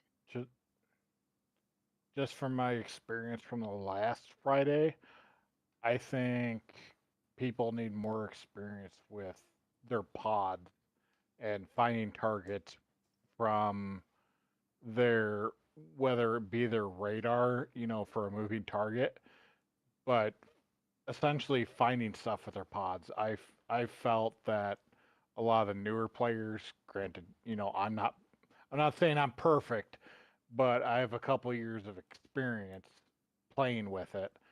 So I can find targets relatively fast, and people, I don't want to say who, but they have a hard time finding stuff in their pods, and I think it would benefit everybody if we would practice on finding stuff with their pod, especially tracking targets with their pods. Always something we should work on. I'm one of those people that have trouble finding things with pods, so it's definitely something we can think. Not sure how I would do it with a case 3, but let me think on it. And I'll try to come up with something. So, Do you want some help with that mission, Sinjin? I can help. I'm not sure. I gotta talk with Pirate and Phoenix and make sure that whatever they want to do done gets done. So let me talk to them, and then yeah, I'll reach out to you, Waldo, and absolutely, I'll take all the help I can get. All right, everybody. Good stuff. Anybody got any? Anybody have any questions before we depart? Maybe one question that I've got, just looking at the TAC view, is it looks like, and it's less of an issue just because there's only one of me in the Tarawa stack, but it does look like the Union Marshal stack seems to drift into what could be a possible conflict with the Tarawa stack if there are more Harriers that are there. I was seeing Yeah, that too. I got him too. So I got a question on that. I saw everyone marshaling on the BRC on the final bearing course line from the ship, not the BRC. Yeah. Well, the final course line for the Tarawa is the BRC. There's no offset on the approach. Yeah. So were we supposed to marshal stack on the BRC for the Lincoln or the final bearing for the Lincoln? Final bearing. Final bearing. Okay. Final bearing. Final bearing. Okay. Well, thanks everybody for coming. I really appreciate it. I do, Pirate and Skyfall, if you have a few moments. Yep, sure. Appreciate moments of time. But everybody else, thank you so much for coming. Really appreciate it, and great job. Boss, you got anything you want to say, final? No, awesome job, guys. That's some of the better first-time case 3s I've seen in a very long time. I agree. Thanks for coming out, guys. Also, I was going to say, also, sorry for celebrating New Year's late. If any of the brass have a problem with it or anybody else had a problem with me being a little intoxicated, I'm sorry. But I had a job interview as a paramedic for this morning, so I wasn't able to celebrate when everybody how'd else it go? did. So How'd the interview go?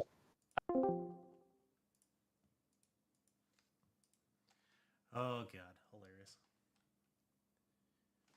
All right, well, I'm gonna cut it there, chat. Thanks for hanging out, much appreciated. Hope you enjoyed me not crashing. Kind of surprised that I didn't crash, but hey, what can you do? So we'll be back again Friday for sure for support DCS, and then maybe something else before then. Not sure yet. So we'll see how that goes. Anyways, take it easy, guys. Have a good one. Ciao.